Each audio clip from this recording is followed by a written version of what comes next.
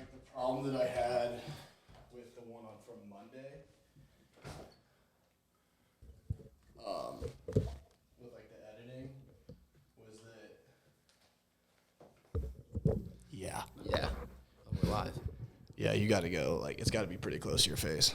The problem that I had with Mondays was that I started I don't know which one I did first, but I started one of them first before the other one, and it was like literally just like 3 seconds off. Mm-hmm. But I had to do so much fucking around like in the editing to get them matched up, because like you would hear this, yeah, and then like 3 seconds later you would see it.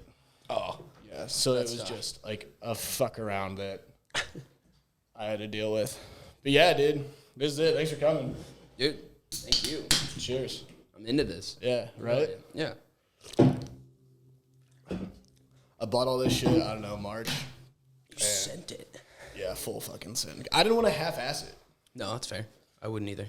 Because, like, if I was, no offense to everyone else who's, like, trying to do one, but, like, if I was going to half-ass it, I wasn't going to do it. Yeah. No, that's just, you either send it or you don't. Yeah. And this was fucking jumping off a cliff without a parachute set. When I was texting you about, like, mics and just in general, like, I was looking at just mics. Yeah. So just looking at mics. And you're like, you really want to shit your pants? Yeah, dude. I was like, I literally, when I hit order on all this shit, I just, like, my stomach dropped. Dude. I was like, I'm fucking doing this. Shut I'm the fucking laptop. doing this. Like, and then, like, a week later, I came home from work, and the boxes that they showed up in, there's 2 boxes, and each one was, like, 3x4. And I was like, what the fuck did I get into? And then this thing, the Rodecaster Pro. Is that the XLR thing? It's like the audio processor thing. And like when I pulled that out of the box, I was just like, I am way over my head. So in deep. Yeah, dude. And then like I bought it all in March, and like every month was just learning something new. That's like, good. It was great. I learned a shitload. And like, but like figuring out that thing. It's not a quick process. No. No. And there's so many like minute settings for like audio, like the speakers and the headphones and all this shit. Yeah. And there's like cutting problems. Actually, one day we fuck around with this stuff a lot. Like if we're just chatting. You do anything. Yeah. It's like, let's record it. And yeah, exactly. Yeah, let's and record it. There's this one time where we were drinking really heavily, and I spilled tequila all over everything. And I pooped myself on the spot. I was like, no way did I just burn all that money. Dude, that'd be devastating. Big fuck though. It's all good though. That could be a problem, bro. We come back from the bars and just be like, hop on. let's record. Let's eat. What have we got? I don't know. I'm in. But yeah, that's that, dude. And I don't know. I'm impressed. It's been fun. I'm super impressed. Thank you. I watched the 15-minute intro you did. It was not at all supposed to be funny at all. I don't think it was like, it wasn't even remotely just like. Dude, when you were texting me that, I was like, the fuck do you mean? I was dying. I was just like, the 1 or 2 comments you throw out in between, like, real points. Right. It was like, to the 2 people that are listening to this, and I'm like, yes, that's me. Eating it up. And a few people text me there. I was like, shout out Dave. And like, I just got a text like, Dave. Yes. No, it was super genuine though. It was so real. Thank you. Just you by yourself, recording yourself for to introduce yourself as this podcaster. And I sat down, I for a while, I was like, I gotta do that video. Yeah. And one night, I was like, okay, I'm doing it. And I had you could see in the video that I was drinking wine. Yeah. That was the last glass of an entire bottle. Yeah. Prime yourself. And I literally just hit, I didn't practice or anything. I had a bunch of shit typed out that I was like, I gotta get all this across. You said 3 different times you'd say something real, and they'd be like, God damn, this is so corny. Yeah, this is so cheesy. I was sitting here by myself. I know. What the fuck am I doing? You were retracing your words that you'd written down, and you're like, this just couldn't get worse. And I was eating it up. I appreciate you actually listening to it though. Dude, I listened to the entire Davis episode. He's my homie. And first off, shout out Davis. Right. Listen to that. That shit is so interesting. The Agent Orange stuff melted my face. It melted my face. Why would I have ever thought that there was a concentration of blind folks in Vietnam because of United States chemical that was made in Monsanto. Yeah. He's got some thoughts on that one. Dude, yeah, I bet. He's got some thoughts on that one. Dude. He has a strong moral compass. Like, I respect the One of the hell better out of ones. Davis. I've got the fucking funniest screenshots from when his time's over there. Like, dude, the scooter thing that he was talking about, I've got the fucking funny, because he would literally, like, send us Snapchats at, like, 4 a.m. Vietnam time. Sure. And just him, like, cross-eyed on the back of his scooter with a little Vietnamese guy. It The was helmet so didn't fucking fit. funny. Yeah, dude, yeah. It was so goddamn funny. I was listening to this, and I finished it and was like we texted about me coming on, and I was like, bro, I'm a horrible person compared to Davis. It's like, what could I present to folks? Dude, I've got stuff keyed up for you. God, I'm ready. You want to get after it? This is your deal. I am here drinking ranch waters. Yeah. But that's like you said, it was genuine. Like, that's what I want this to be. I fucking hate listening to scripted interviews. This is a conversation you and I would have at any other point of any day. Right, but about whatever. You like to listen to it. Yeah. And like that was the whole point with Davis, and on Monday I had Gideon. I think you're gonna love the Gideon conversation. That dude is fucking interesting. I know. Posted it like seconds before I pulled it. Yeah. And another homie, shout out Gid. Oh, I read the clip on that one, and I was like, again, I can't compete, bro. If this is like gonna be like, good people doing good things in the world, call in your boy to just throw that off the rocker real quick. Call in your boy, dude. It just so happened that they did that, like yeah. But I didn't know. You picked two probably fantastic dudes to start off the rip, and like I told my friends, I was like, yo, Orban set up this podcast. I was like, at least the first hour and a half of this one with Davis, I was like, it was really good. And then you said something about drafting OBJ in like hour 2.5, and I was like, okay, this is Conversation falling down. over. Yeah, this is falling apart. I'm pissed though, and I think he's pretty upset about. I'm really upset about it. But that was the first one, and dude, I think that was back in like August. Damn. So all this shit was originally in the basement. Yeah, that was where that recording. Yeah, was. and Britt said it, and then Davis reiterated it, and they both said that you should move, because once she moved out, this was just a room. Yeah. And they were like, you should move this up into there. 1 for lighting, and 2 for lighting. 1, because like if I'm gonna have like not you or not Gideon or not Davis, but if I have like people like that I'm not like great friends with, like walking them down into the basement in the corner of my basement with like fucking 70s finish and like low lighting, it's kind of creepy. It was the vibe. Yeah. Though. Yeah. So the wood paneling was really. Oh, but what I was saying for Davis's, so that was like back in August, maybe. It was before football season. So it had to be in August. I don't know if you heard it on that. I think it's in there, but for like the entire first half of it, I didn't hit record on the audio. So I didn't have like I'm sure, I don't know how you listen to it, but like a lot of people are texting me and they're like, I don't know if you know, but the audio is like super low. It was just quiet. Yeah, and that was because it was only the audio from the camera, not this thing. Okay. And so that was like the editing with Gideon. Like I had to sync the audio from that thing with the video. And now the one that I did and the one with Gideon and now this one, like on Spotify and Apple, those are like the real MP3 file. Yeah. Oh, okay. You following me? Yep. But like with Davis's, I just had to export the audio from the camera. Yeah. And that's why it was super shitty. But again, like a learning experience. I know. I'm proud to be the one that is getting the clean run here. Yeah. And dude, and like now, I'm sure you listen to podcasts. And like every one you listen to, they have either a team or a person. Producers. Yeah. And like doing all this, I'm like, fuck my ass, dude. No wonder they have these people. Yeah, because it's a bitch. It's a bitch. It's just stuff. Like it's a bitch. Programs you have to learn. Audio you have to sync. Video you record. You sync it all together. You put it together. You put it into a file that gets uploaded. That has to be a high enough audio quality. Right. For the streaming services. Yeah. And we're just two idiot dudes. Oh, I think whoever listens to this, the group of people that we're going to call them the village idiots. Us? That's who we are. Oh, like me as a fan? Yes. I'm a village idiot? Yeah. And I'm the head idiot. I love that. Because, dude, I'm dumb as shit. And, like, so many people text me about the Davis one about me not knowing the fucking presidents. So, bro, there were so many parts of that where you just let Davis like take that heavy lifting, and you were like, fuck yeah, no, my geography is so bad.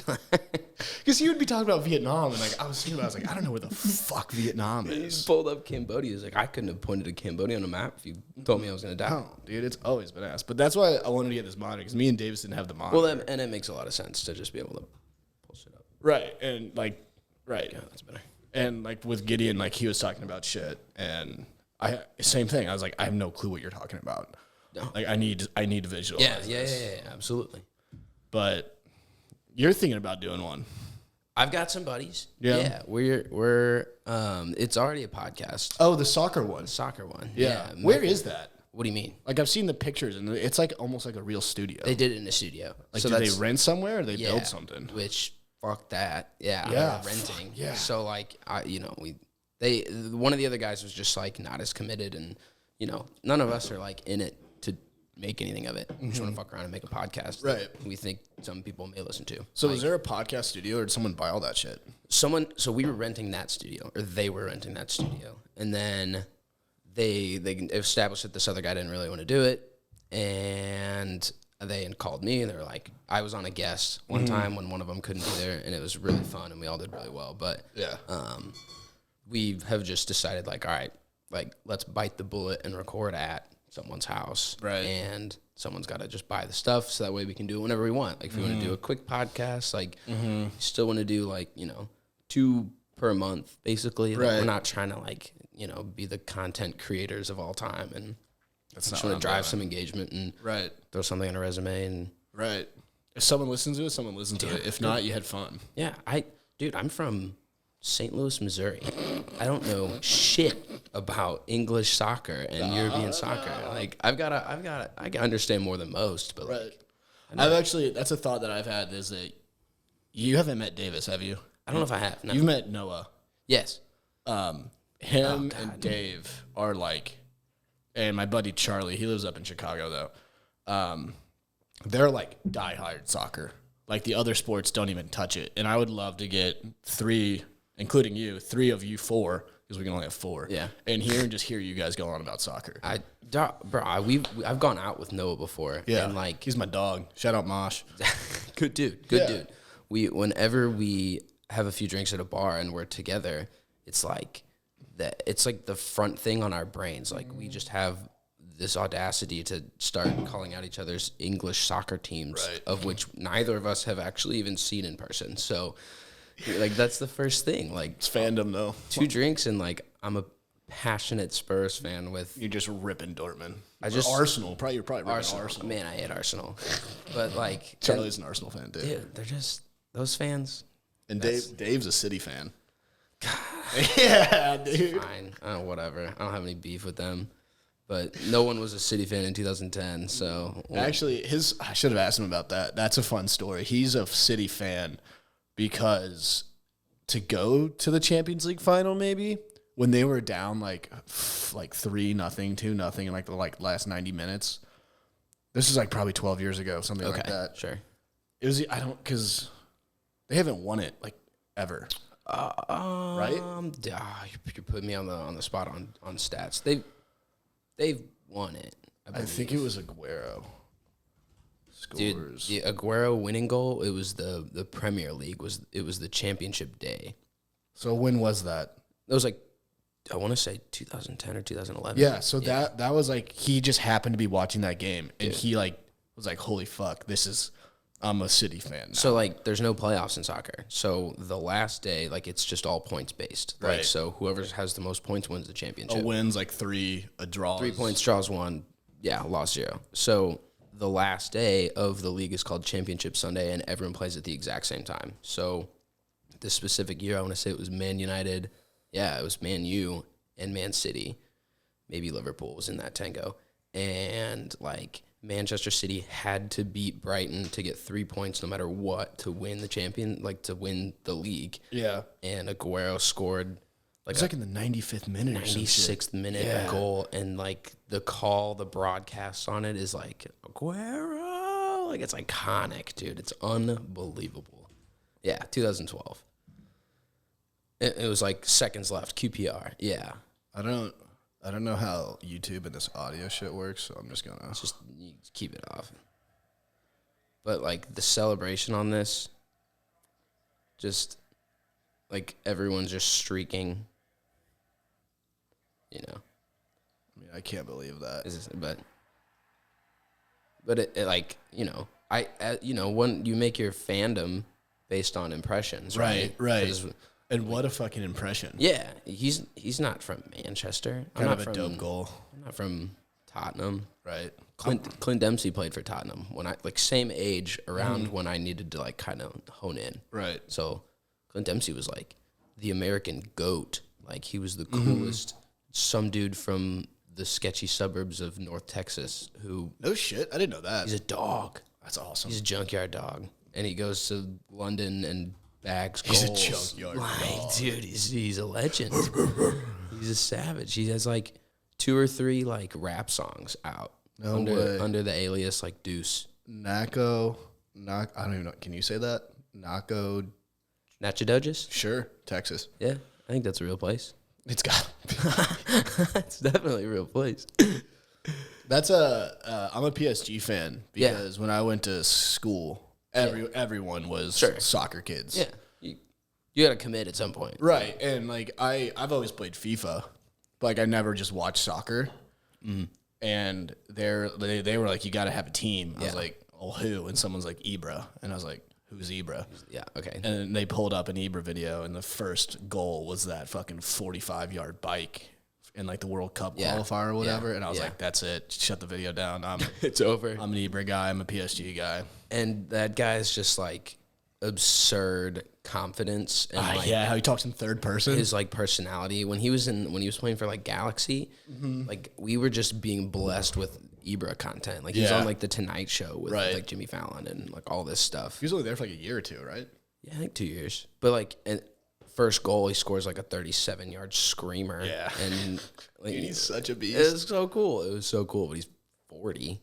I think they played KC while he was in KC. That would make sense. And a bunch of my buddies went to, and I'm bummed I didn't go. Yeah. I don't have many regrets, but that's one of them. It's a tough one. I got a couple. Yeah.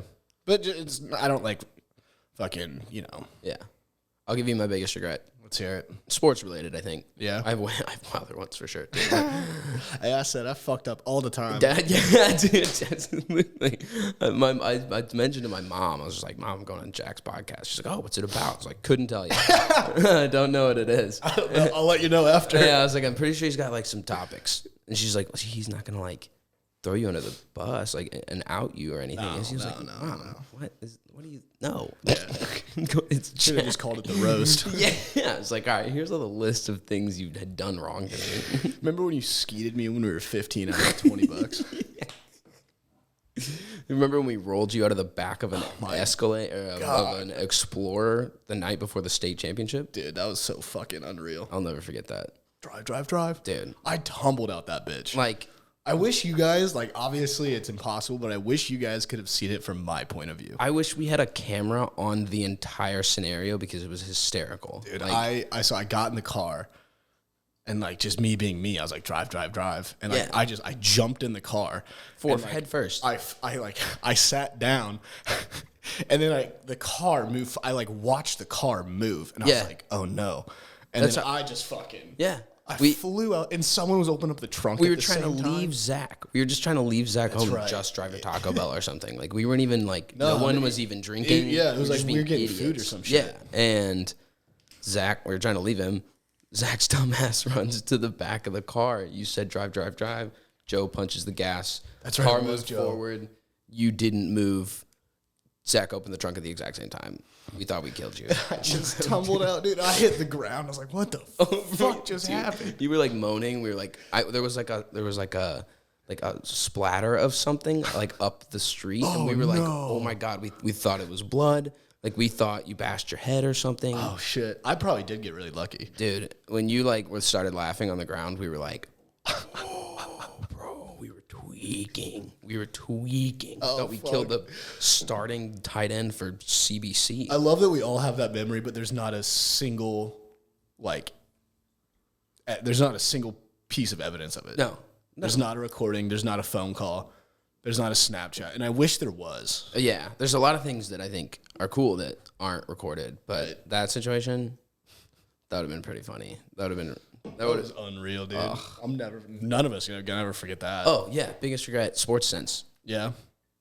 I didn't go to Game 6 of the 2011 World Series. Oh, and you had an opportunity? Yep. Oof, why? It was Marquette. It was Marquette Lafayette football, and I was the Stan Gang guy. Oh no. And I had an obligation. Yeah, no, that's fair. That's fair. I was talking to Grease Saber one day about it. Yeah. At soccer practice. And he's like, you missed maybe the single greatest baseball game of all time. I was like, when you put it like that, dude, yeah. Thanks. I might have, bro. I went to game 1 and game 7 that year. I went to Game 7. Game 1 was in a box. Game 7 was in the green seats. Yeah. Deal. Yeah. And yeah. I mean, how old were we? We would have been freshmen. Freshmen, yeah. Obviously, I didn't pay for them, but. No. Yeah. Deal. Dude, no problem. Yeah. But that was sick. That was dope. And I didn't even watch Game 6 because I'm sure, like most people, we were getting our shit kicked in. Yeah. And I was like, I'm going to bed. Whatever. We went to because the game went until like 11:30 or some shit. It was like mad that. late. Yeah. We went to this girl's house and everyone had gone after the football game. We were freshmen, like whatever. But dude hits that triple, and we all thought it was a home run, and we were just emptying water bottles around on everybody. Like we thought it was unbelievable. It was the coolest thing ever. But freshman year was nuts. Freshman year was nuts. Sick. For a multitude of reasons. Sick. I peaked in high school, no cap. I peaked so hard. I have to tell myself every day I didn't. It's up from there, baby. It's all up from there. There's no way I did. I had a good time. So one of the things I was actually interested in, pivot, you've been to the Super Bowl like 2 or 3 times. Three times. Yeah. What's that about? How the fuck did you get that one? Okay. Because you did like the whole experience. I sent it a little bit. Yeah. So was that from like an internship or some shit like that? Yeah, more or less. My uncle's partner actually like had worked in New Orleans government. Like was like number 4 to Mitch McConnell, the mayor. Wow. In New Orleans.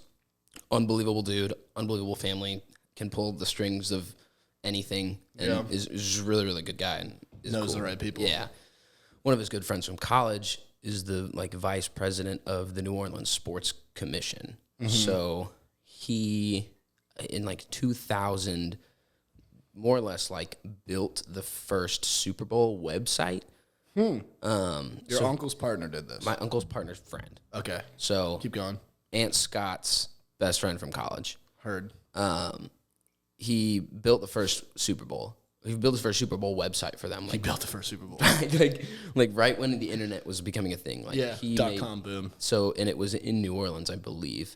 So he was already like, as the vice president of the sports commission, like you have to make sure that the event itself from Monday of the week prior to Sunday night is like perfect. Like you are. Yeah. He was setting no up hiccups. He was setting up, like logistics for media personnel, and just think about how many people you have to accommodate. Fuck that. So that's ridiculous. But he weaseled his way. How many people do you got to accommodate that work that do something for the Super Bowl on Super Bowl weekend? Not including the players and the fans, but like media personnel, equipment people, field people, security. You think it's like a few thousand? Yeah, we would see. We would see thousands of media people. It was like just a revolving door, too. Like, people would come in Monday, Tuesday, and then leave. And then, a lot of people would come in Wednesday, Thursday, Friday, stay the whole weekend. So why were you there? From this guy? This guy. And which ones did you go to? You've been to 3. I went to Houston when I was a sophomore. So it was. Do you remember what games they were? Yeah. Houston was the Patriots and... It was the greatest. It was the Patriots and Eagles. It was the 28-3 game. It was Tom Brady's greatest comeback of all time. Yeah, arguably the greatest comeback of all time. Maybe, ever. So that was the first one in Houston. And then, dude, that one was, that was crazy. Like, what I do and what he did was, since he made that first website. He basically weaseled away. Houston, 2017. He weaseled away in to become the media, like, technical assistance guy. Okay. So he sets up basically just a booth in, like, the media center, and the media centers are always massive. So media centers are always where, like, they're airing those live shows every day with, you know, Boomer and the boys. Yeah, like all of like Pat McAfee had his whole setup there, and That's like sick. I all love those. Pat McAfee. Me too, huge fan. But all of those big ones have setups. So I basically Like you're talking like the college game day like setup yes, looking but thing. like and like they're all it's all of Everyone them. has one. Yeah, it's like ESPN's, and Colin Cowherd had his own one outside the building with NFL like Network. yes, and Skip and Shannon. every single one of them. Right. Yeah, and That's so sick. we sat behind a desk. And Holy shit, dude. we had like 5 computers in like booth type setups for anyone to use and print and do anything they needed to, like technical wise. And then they would send me to run copies and stuff. I'd run into these like, Excuse me. I'd run into these networks, and like they would just give me shit to copy or give me, things to run or Delivery like, I was delivering stuff. Messenger. Sal Palatoris. Do you know that name? The ESPN baseball guy? It rings a bell. Not Sal. That one that just popped up. Yeah. Say that word. Paul Antonio. Antonio? They just call him Sal Pal. Oh, fuck yeah. One of my coworkers like personally fixed his like wife's iPad, which was not really something we do, but he was just like, "Hey, is there any way?" Can you figure this one out? Yeah. So, no, it was John Clayton. John Clayton was the baseball guy. Sal Pal, I just kind of helped get on the Wi-Fi. Like that. Yeah, John Clayton was the one. Oh, yeah, for sure. One of my coworkers literally just went to his hotel room. He gave him a hotel key and was like, "Hey, my wife's iPad's not doing this." And he was like, That's crazy. "Sure, dude." He's old as balls. Sorry, But, John. yeah. 67. So, I mean, honestly, we were necessary to a certain degree. Like, there's a lot of media personnel above the age of, 60, 70, 80? Right. So there's a lot of things that they do need, like, day-to-day help with. Right. Even if it is just, Setting plugging up an them. iPad. Yeah, or plugging them into an Ethernet cord. Quite literally. Things like that. Like, one of the older ESPN, like, They don't know command shift tab. Nothing. Right. They got nothing. So, I mean, we were there for a reason. And on game day, I would either be in... So you're there for the weekend. I'm there for the week. Holy shit balls. I would usually get there Sunday night. We would set up... That's so sick. We'd set up the computers. We'd set up all this stuff. And then close down and go get dinner. And, we would just do stuff like that during the week. And one of the other kids that I worked with the first year, we were just interns. Like, he just needed some help. And I was like, dude, I'll drive my car and sleep on a couch if you want me to like do whatever for you, run papers. So I did. I literally drove from Springfield to, he's like, I can't fly you out. I can't promise you any money. And the best we can do is like a pull out on a like Homewood Suites Inn. I was like, okay. Sure. Count me in. I'm there. Sent it. Yeah, sent it. Bro, this is so crazy. You've been to 3 fucking Super Bowls. Yeah. Patriots, Falcons, Patriots, Eagles, and... Rams, Patriots. 3 Patriots Super Bowls. Yeah, I saw Tom Brady 3 times.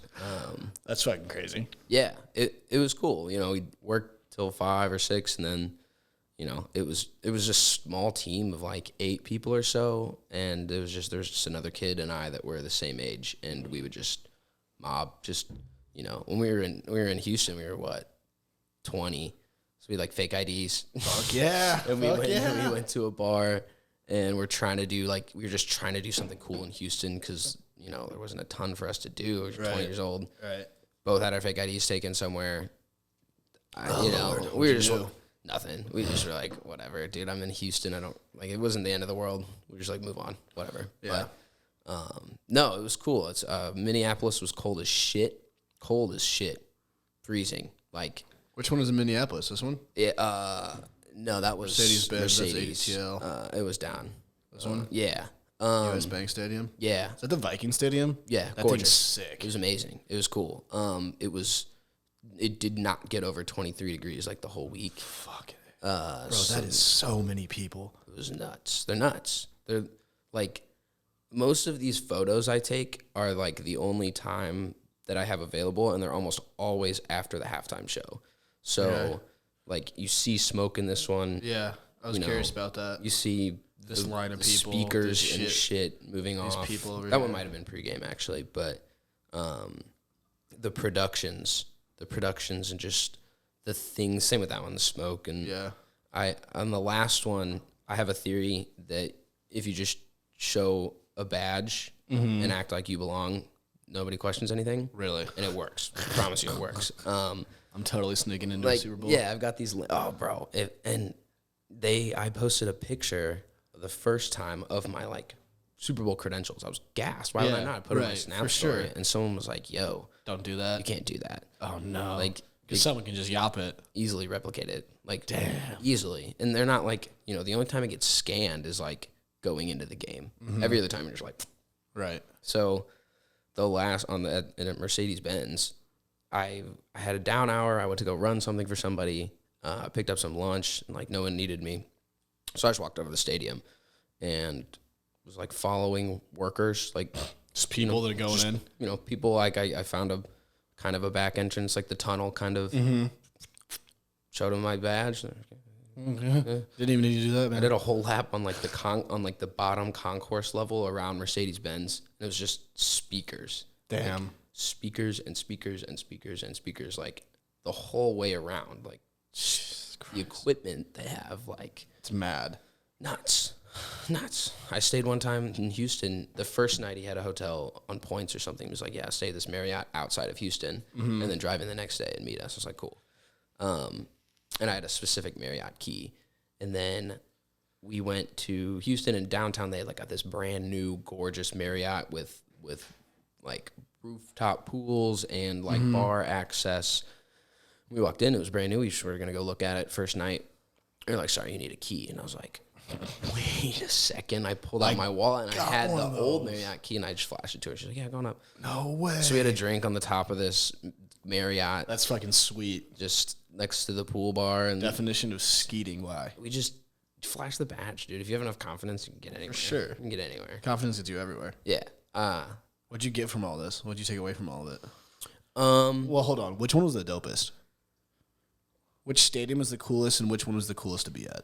Mercedes-Benz was sick, like a super, super cool stadium. That's ATL, right? Yeah. There were a lot now it's the Mercedes-Benz.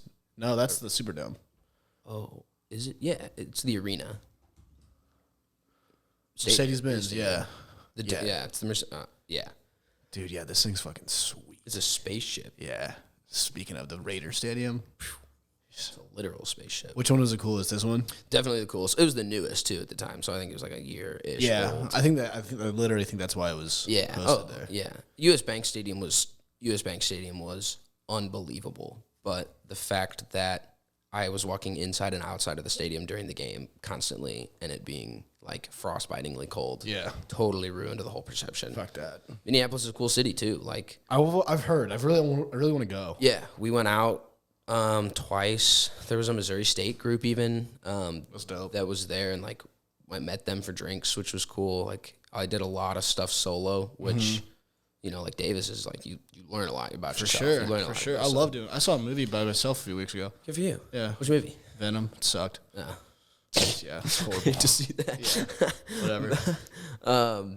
But I went to a Migos concert in Atlanta. Mm-hmm.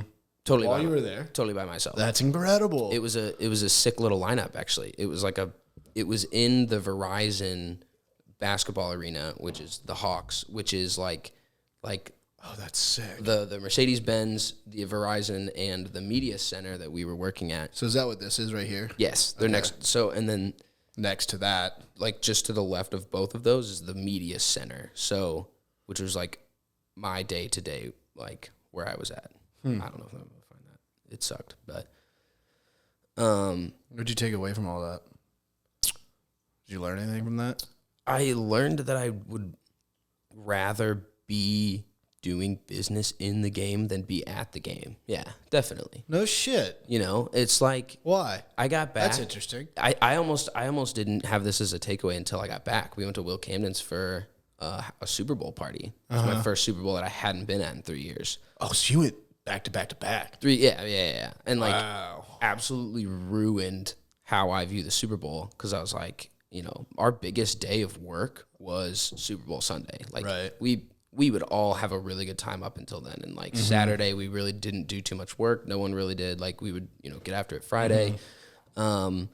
But like I went back and we were sitting at Will's and like eating food, having drinks, you know, like having a good time. And I was like, this sucks. That's funny. I was like, and I realized and someone finally said it. They're like, spoiled it for you. No, they're like, dude, we get it. You went to the Super Bowl. I was like, am I really is that all I'm talking about? Like, yeah, it definitely is. That's so funny. I don't know. I think, you know, I still want to kind of get into sports. I want to work for that soccer team. I'm going to work my way into this new St. Louis STLSC or the St. Louis City. Yeah.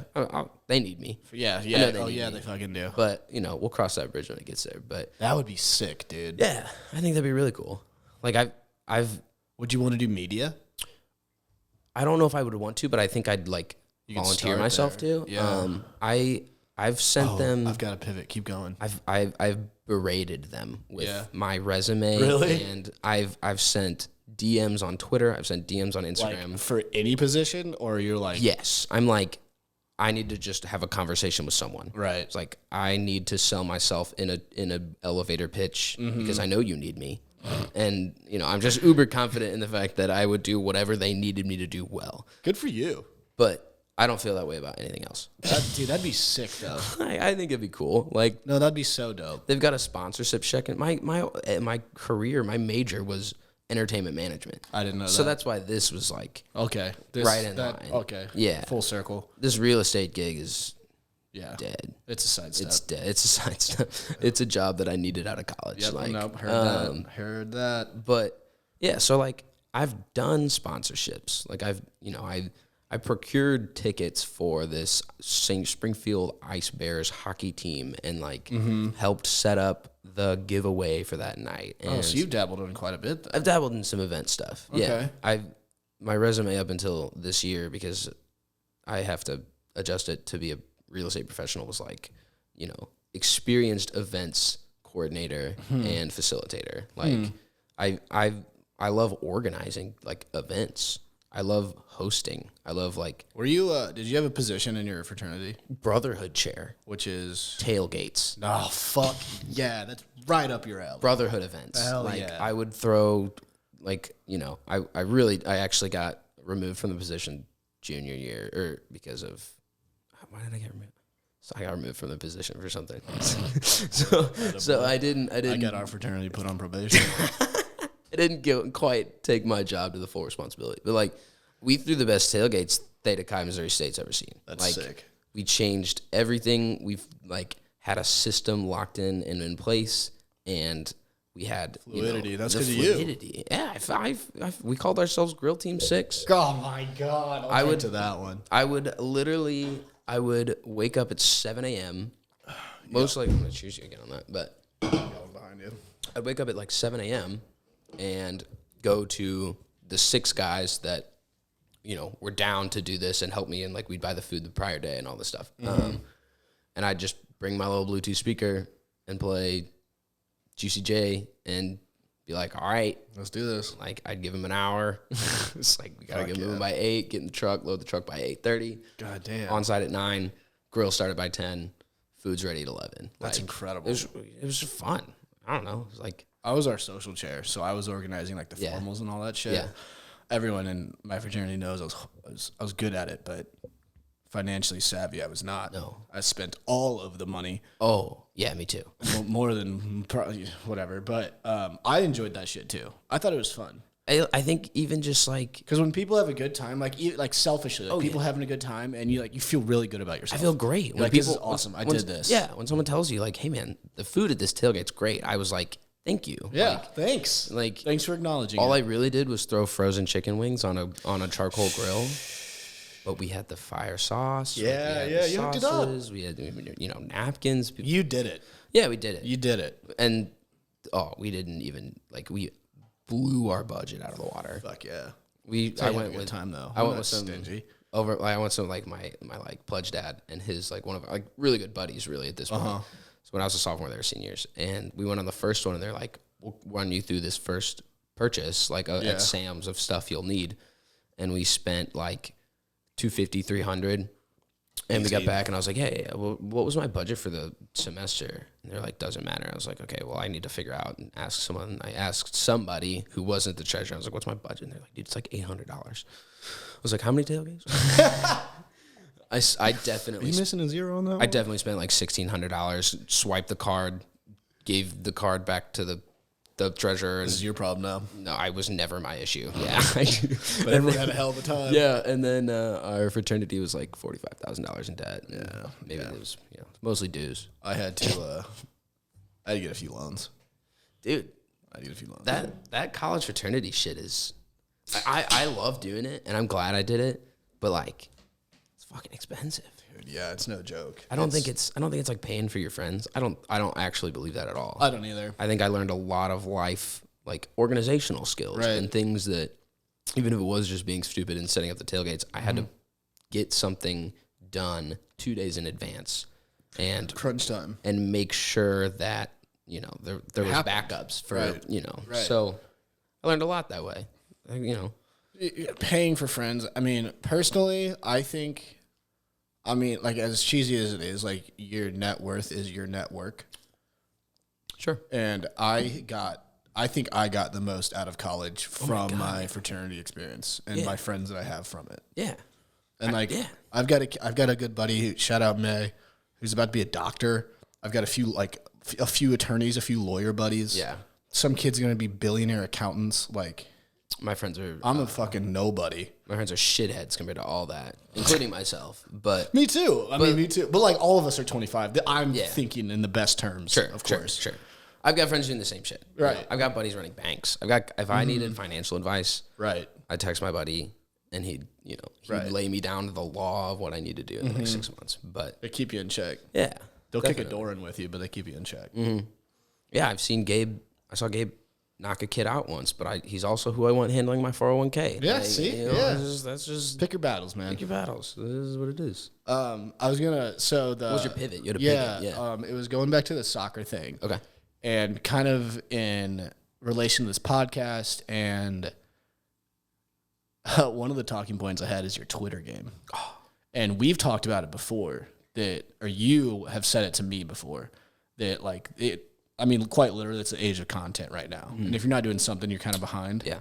Record everything. Yeah. And like, have you thought about, in that sense, bringing going into the content route of the soccer?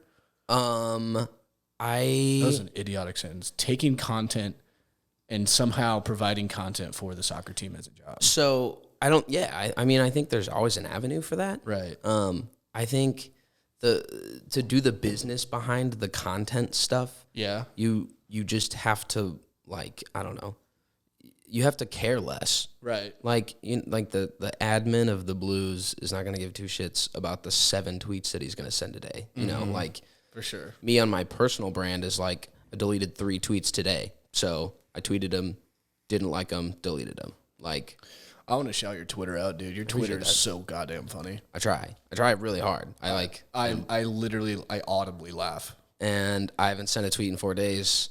And, I'm not doing anything to, like, make myself Twitter famous, but I want it. It'd be so fun. I just want one tweet. I think, dude, like, I'm sure you follow him, Lil Sass. Like, yeah, I didn't, for the longest time, I didn't even know he was a Barstool guy. Yeah. I just thought he was some dude on Twitter. Yeah. And, like, I live for his fucking tweets. He's so funny. And like, now I don't know how well his podcast does. I don't know what he does as, like, a real job, but it got him somewhere. There's no way his podcast isn't hilarious. Right. Like, I haven't listened to it. I bet it's so goddamn funny. I see the clips of him, and you're like, they cut 40 seconds of this probably hour and a half podcast, and I laughed out loud really hard. Yes, exactly. There's something to be said about that. And like, I didn't know he was a Barstool guy until like probably a few months ago. Yeah. Actually, probably when he started that podcast. And I don't know how long he's been with Barstool, but I would bet that his Twitter game got him the job at Barstool. I think it did, because I follow his Barstool account, and he tweeted something the other day and deleted, or I don't know if he deleted it or somebody screenshotted an old one. and he like meant to tweet it on his Lil Sass account. Oh, that's funny. And like another one that like Barstool leaked through on Lil Sass, and they screenshotted it, and he like tweeted it on his normal Barstool one. That's like, funny. We caught you. I heard him say that someone asked him, like, how do you like produce a tweet? And he was like, well, sometimes I've got like 5 Twitter accounts, and I'll just tweet on one. If it does well on that, I'll delete it and take it to the next account. Oh, that's genius. And I thought that was fucking hilarious. That's genius. Damn. Because I follow 2 of them. Like one of them's yeah. like Lil Sasquatch, and another one's like Lil Sass like 666 or some shit. Yeah. Hilarious.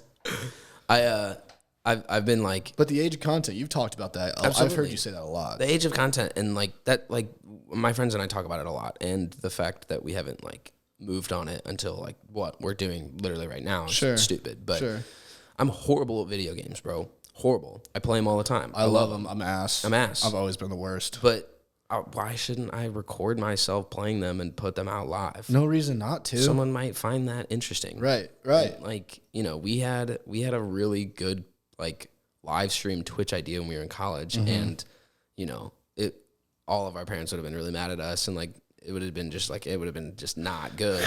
But it was like I know exactly what you're talking about. We were gonna call it frat night. Fuck yeah. And we were gonna 4 of us sit in front of the TV, and we figured out a way to like live stream like Wii games and like GameCube games. Oh, that's awesome. So like we could have played. We were gonna just play Super like Smash, Mario Super Kart. Strikers, yeah. Like I would like on a Friday night. There's probably people out there that would think it's absolutely hysterical to watch 6 people rotate in and play Mario Kart for an hour or 2 hours. And have like a beer count. Yeah, and like, you know, you've got your own little statistics. This dude's driven off the map 16 times. Yeah. He's 24 beers deep. There's like, you know, there's ways that would be just funny. Like No, 100%. I agree. I'm with you. I'm 100% with you. But I also, I don't know. I don't want to record myself playing video games. No, I don't play enough video games for that either. I probably do, but I should play less. Dude, how's the new Forza?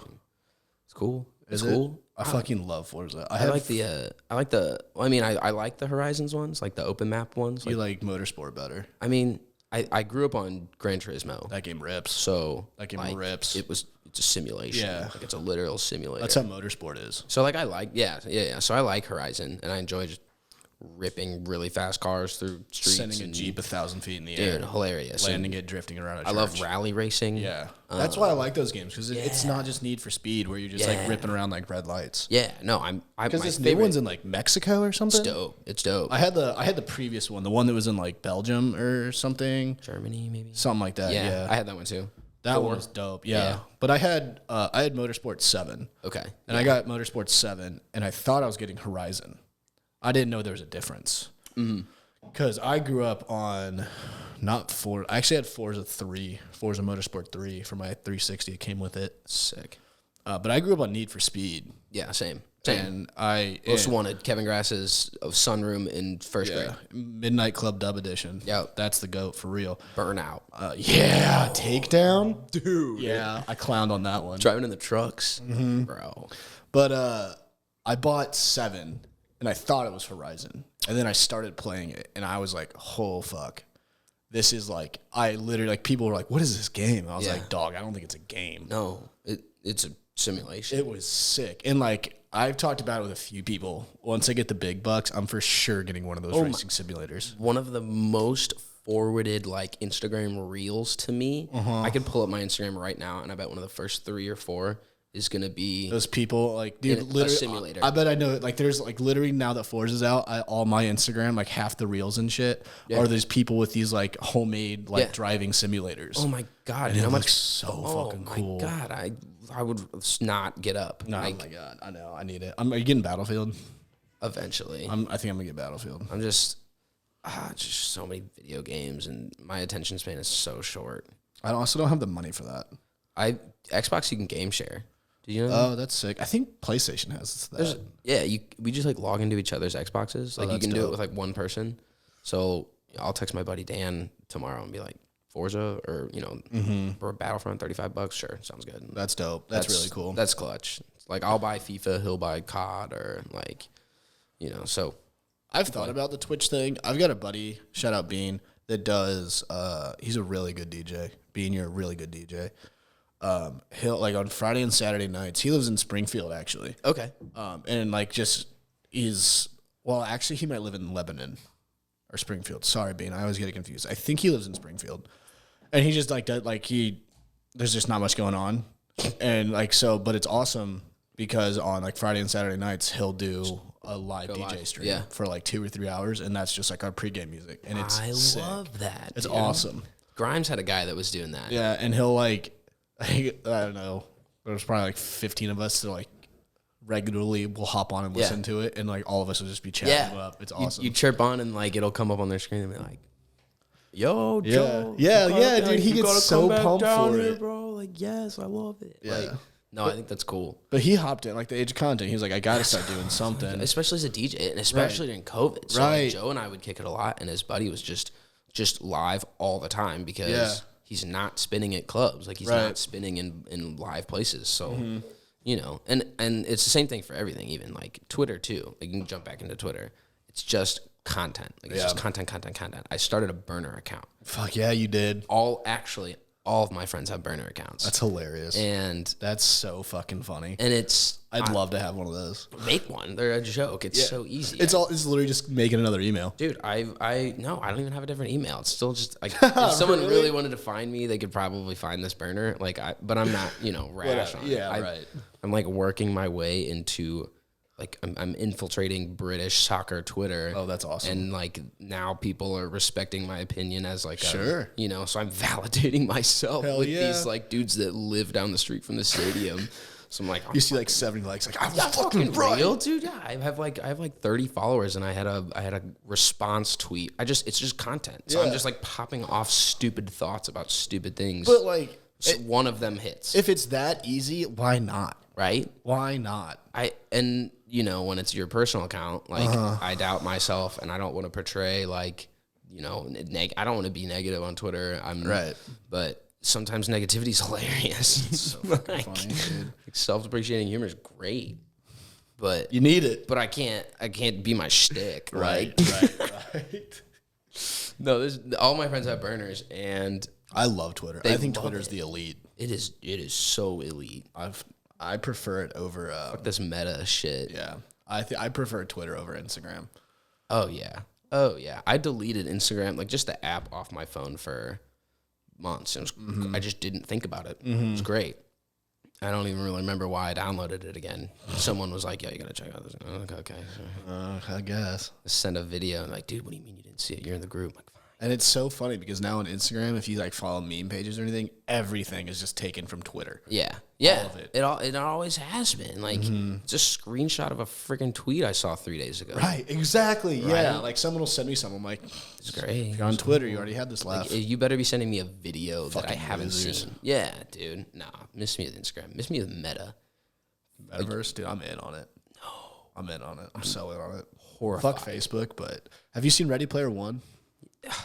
Yeah, but that's bad, right? Wasn't the end? It wasn't the moral. It was just bad. It was horrible. But it would be sick though. Yeah, it'd be sick. But it'd be. Have you used those like Oculus things? Have you used any of them? I've. Whatever Camden has, that's the only thing I've used. But that one game he had where you had to like shoot the people before they got like to the slow motion thing. Sick. That game was sweet. Yeah. But dude.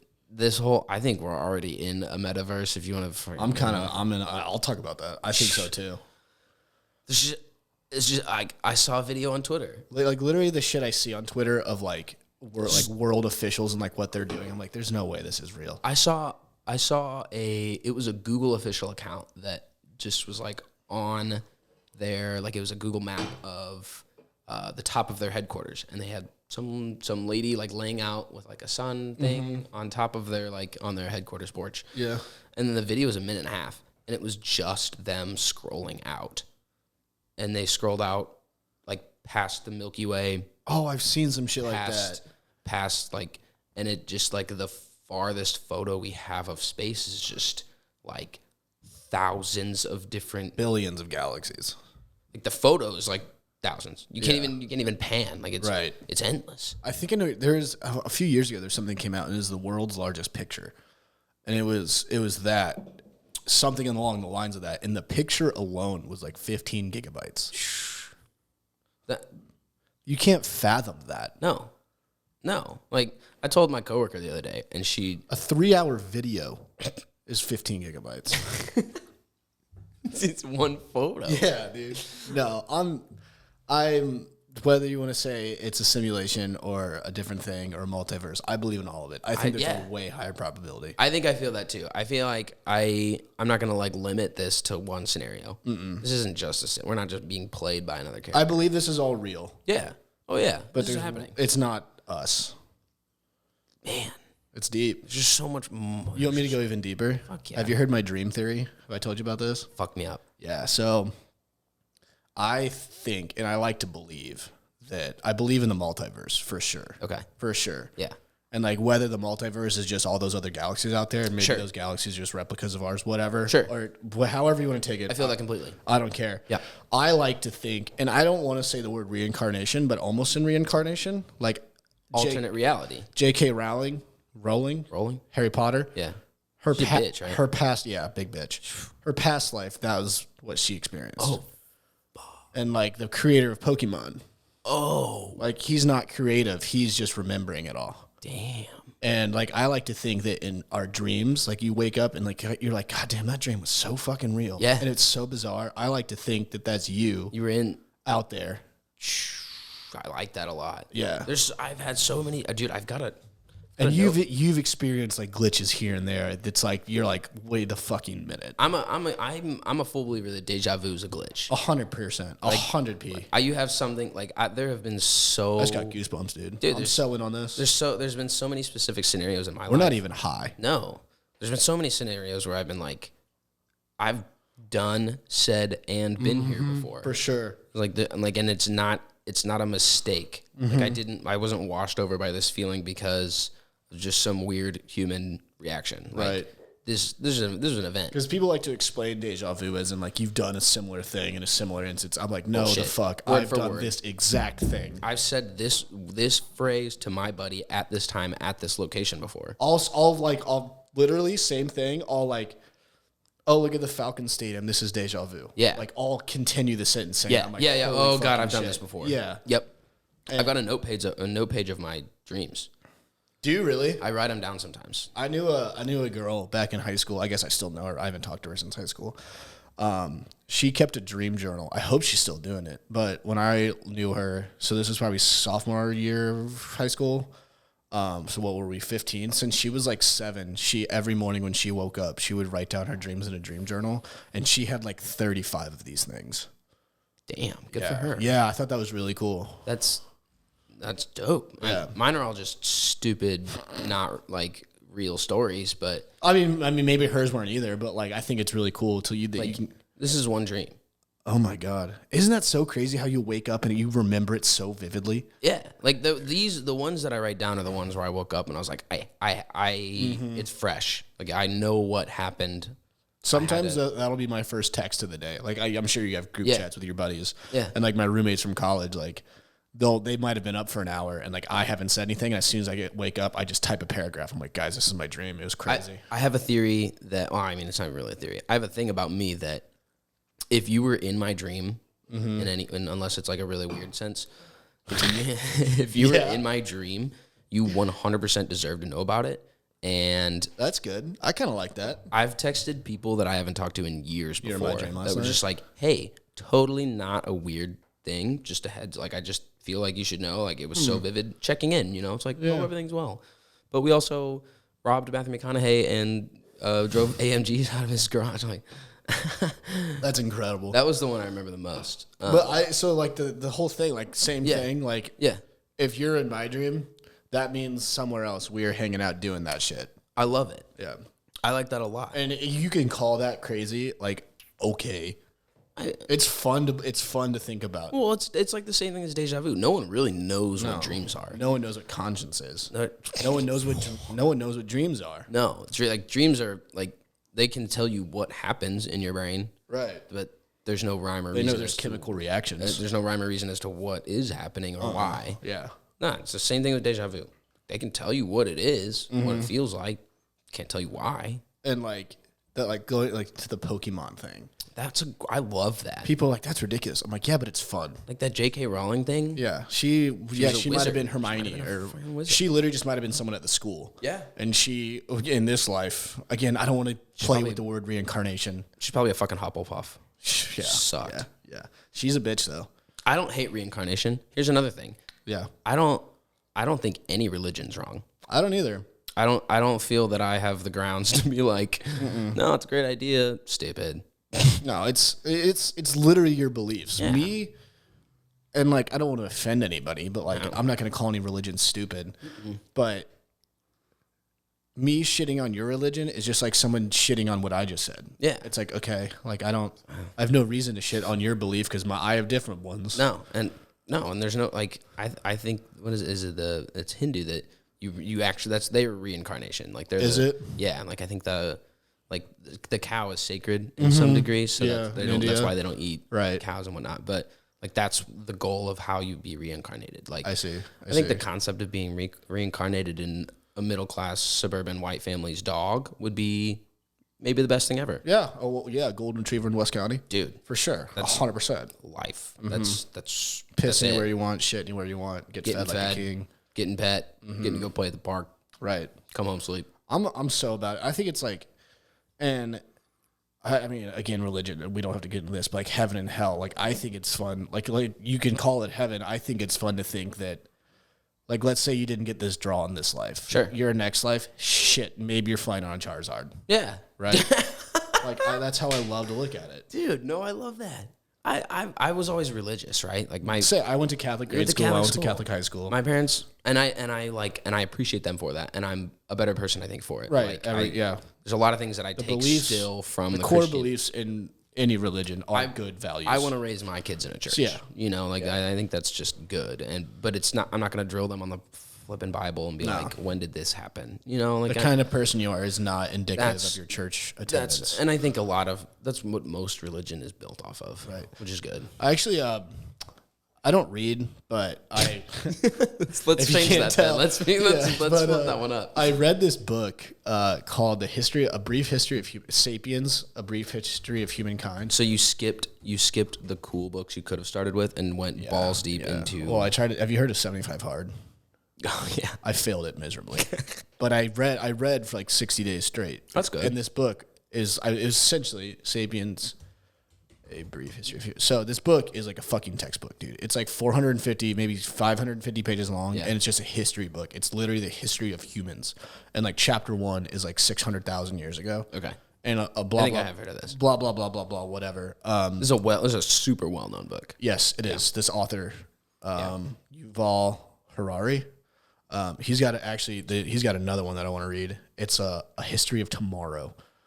Yeah. But anyways, in this book, they were talking about it, that religion and like how communities, like there's a cap at how many people, an organized group of people can like socialize and like be a community. There's there's a limit of people of like where a community is like efficient. Okay. And like at like 50 people, then like there's crime and like got it. Of that kind of shit starts happening because you can't control everyone. Yeah. And that's where like totem poles and all that stuff, like that's... So they're like signifying... That's where like the basis of religion came from, for one common belief for a large group of people. And that was like the totem pole, like you believe in this thing and then there's this and then I don't know what totem poles are, but you know what I'm saying? It's like everyone believed in this thing and they like whatever, the fucking sky gods, we need to pray to the rain man. Sure. For our crops to grow, whatever. That was like the basis of religion. And I believe in that. Like in overall, it's a great thing. Yeah. And it literally takes people as a whole to places. That's interesting. Like I think the 50-person like community limit is interesting. It's weird. But it makes total sense. I learned a shitload from this book and I wish I could regurgitate more, but again, I'm an idiot. But like, dude, I would literally like the whole thing of this challenge is to read 10 pages, just 10 pages, and you completed the task for the day. I get 8 pages in and fall asleep with the book.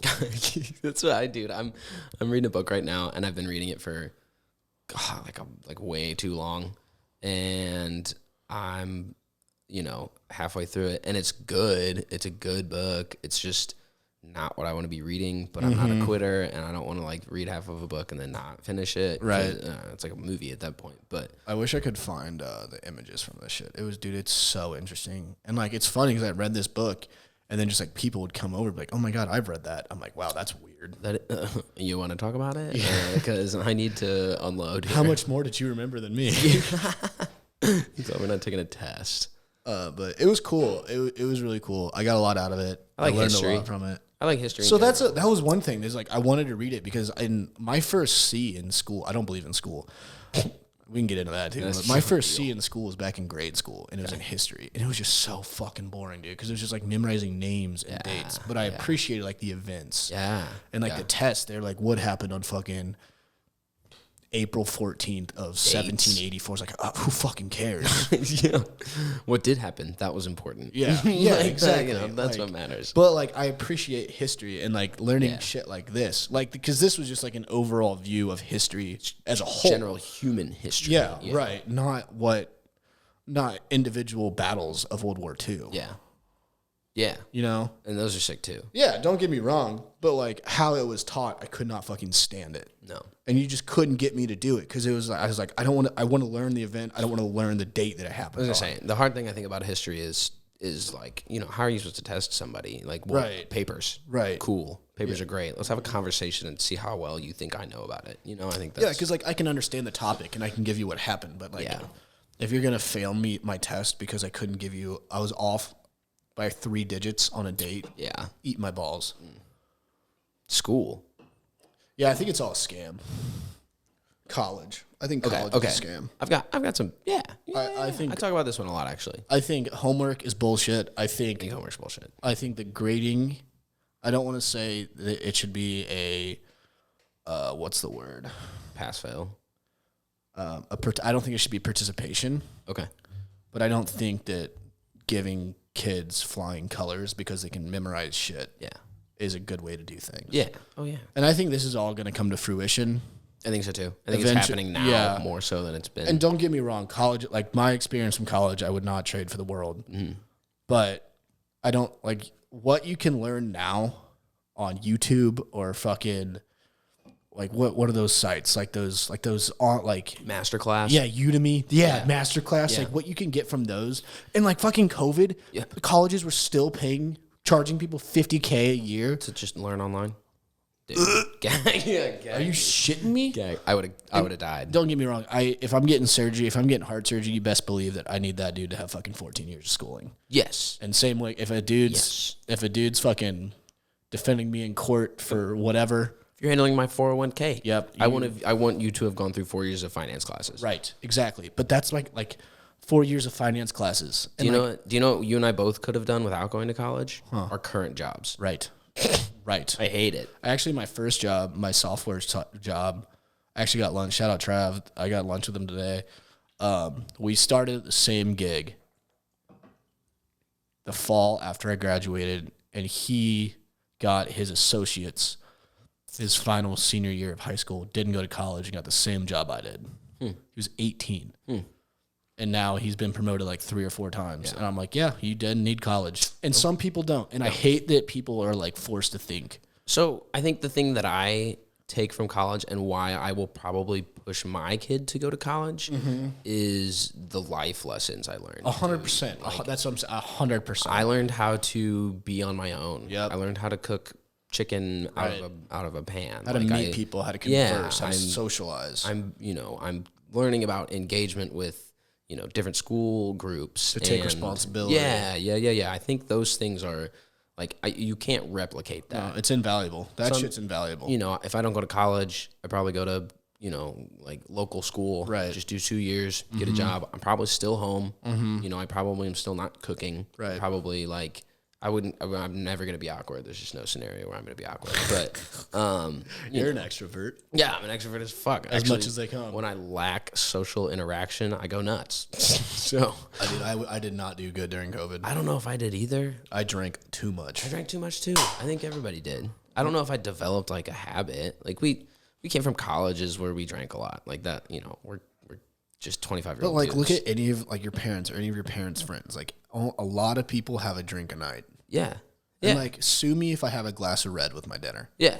I that was one thing. I'm not hammering 10 beers every day. So that's the line, right? So when I realized, like, you know, during COVID, like, I'd have one beer at dinner, like, what's another beer on the Xbox? Right. What's another beer after that on the Xbox? Like, so it's a slippery slope to where for sure. I was trying to go. I was just like, I don't need to drink Sunday, Monday, Tuesday, Wednesday at all. You know, I was like, you know, and I go those 4 days. I'm making myself sound like a full blown alcoholic and addict here. But, like, I feel like during COVID, I mean, like, I feel like during COVID it was just like, what the fuck else am I going to do? Dude, I'd be drinking martinis at like 3 o'clock on a Tuesday. What else did I have to do? Yeah. Nothing. Because COVID, I had that job. I was ass at it. I was horrible at it. I got let go Friday the 13th. You actually got let go? Yeah, I got fired Friday the 13th. Oh, I'm sorry. And it's all good. It's all good. I was literally saying this at dinner or lunch today that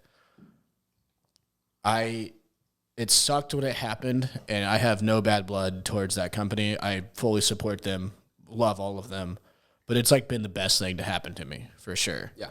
Because I was asked at the job. My heart wasn't in it. Whatever. I got let go that Friday, and the stay-at-home order got put in on the following Monday. Whoa. Yeah, and so like that week, like the COVID news is coming out, and I got like this kid, and he wasn't a germaphobe, but he was like, I wouldn't call myself a germaphobe, but I'm aware of it more now. yeah. Probably. But even before COVID, he was like, he would open doors with like wipes and stuff. Okay. Nothing against it. No. He's way cleaner than I was, but I was like, oh, this is such I bullshit. just opened it with my teeth. Yeah, the foot thing. Hey, baby, step and pull to the world. Step and pull. Step and pull to the moon. I was like, this COVID stuff is. Shout out Nick Simmons. Hey, what's up, Nick? I was like, this COVID stuff is bullshit. Like, it's 2 weeks and done. And he was like, nah, dude, I think this is going to be for reals. And I was like, whatever. Yeah. Yep. And then fucking 3 days later, I lost my job. But, and then I worked at that farm, but I didn't, so I got let go in March. And I don't think I started working at the farm until mid-April, halfway through April, probably. Had yourself a time. So that month, I'd wake up at 11, go, like, eat lunch, work out, and then Those were the two things you had to do today. And I would just rip Call of Duty, and then like 3 o'clock would happen, and I'd walk up to the gas station, get a sixer, and just I did it. There was like one time for like 8 days straight where all I did was drink and play Call of Duty, and I was like, I gotta do something. And I literally think I put on 15 pounds in like 8 days. It's the booze, bro. The booze is the poundage guy. Because you love them too. IPAs. Viking Funeral, bro. So what's a Viking Funeral? Give me the late night of a Viking Funeral. I saw it I had to have just been on Twitter, and I tried to find it, and it got deleted. Damn it. This dude tweeted one day, and it was just thick of COVID, and like we were all doing the same thing without there being even name to it, right? Right, So right. you would sit down at your Xbox or PlayStation or whatever, and like you just not really stop having beers. This dude was like, yeah, planning on having a Viking funeral tonight. It's where I drink 6 IPAs and play my Xbox until I can't see. Yes, dude. That's what I know. So I'm closing one eye. Yes. Like I'm playing Rocket League. I can't see the ball. Yeah, exactly. You playing better at Rocket League with one eye closed, that's when you know. A fucking Viking funeral. That's incredible. But like we all do that. Oh my God, all the time. And don't do like Mountain Dew and Doritos, but now it's that's it. I play the same fucking games, but I just have a 6-pack.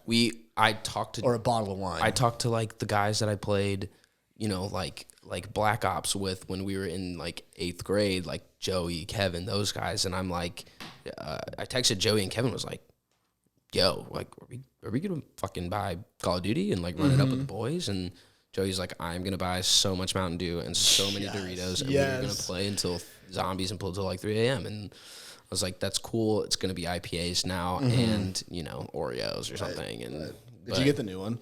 Yeah. How is it? It's cool. Really? It's fine. I heard it's really fast. It is. Yeah. The gameplay's smooth. That's good. It's, I'm still getting wiped by 10-year-olds. Right. But My beef with Call of Duty, and this is why I'm more pumped for Battlefield, is if Call of Duty came out every other year or every 3 years, I'd buy it every time. Sure. But now I'm just buying the same exact game yeah. with a different face. Yeah. Oh, yeah. And it is. they're all fucking fun. It's like FIFA. It's the same shit. They're all fun. Like, I'm an absolute slut for FIFA. And it's like, You want to play after this? probably. Cool. It's like 2022 was like, I didn't even think about the new game coming out. Like, I don't like, I'm not like the type of guy who sits here and builds myself up on games about to release, and Right. you know, I I'm just not play either. the ones that I have. And Yeah. if someone tells me to buy, but came out like day of, and I was like texting my buddies. You're like, yeah, you know, FIFA's out today. I was like, I'm fucking buy it. Like, I'm just, I might Didn't as need that well, text. dude. Okay, like $60 gone. Didn't even have to think about it. Just a slave to Activision, EA, whatever. I'm all for it though. Like, I don't know. I don't know. Something else I want to talk about. Let's pivot. Yeah. Your dad is a music director, Correct. and my mom's really big into music. Okay. And music's been, I feel, it's been a very, very big and impactful part of my life. Yeah. I would imagine so with you the same. Extremely. And you have a really powerful Mac Miller experience. Oh my God. Yeah, I do. Yeah. When did we start listening to Mac? Like 8th grade on the bus. Like Yeah. 7th grade, Yeah. 8th grade.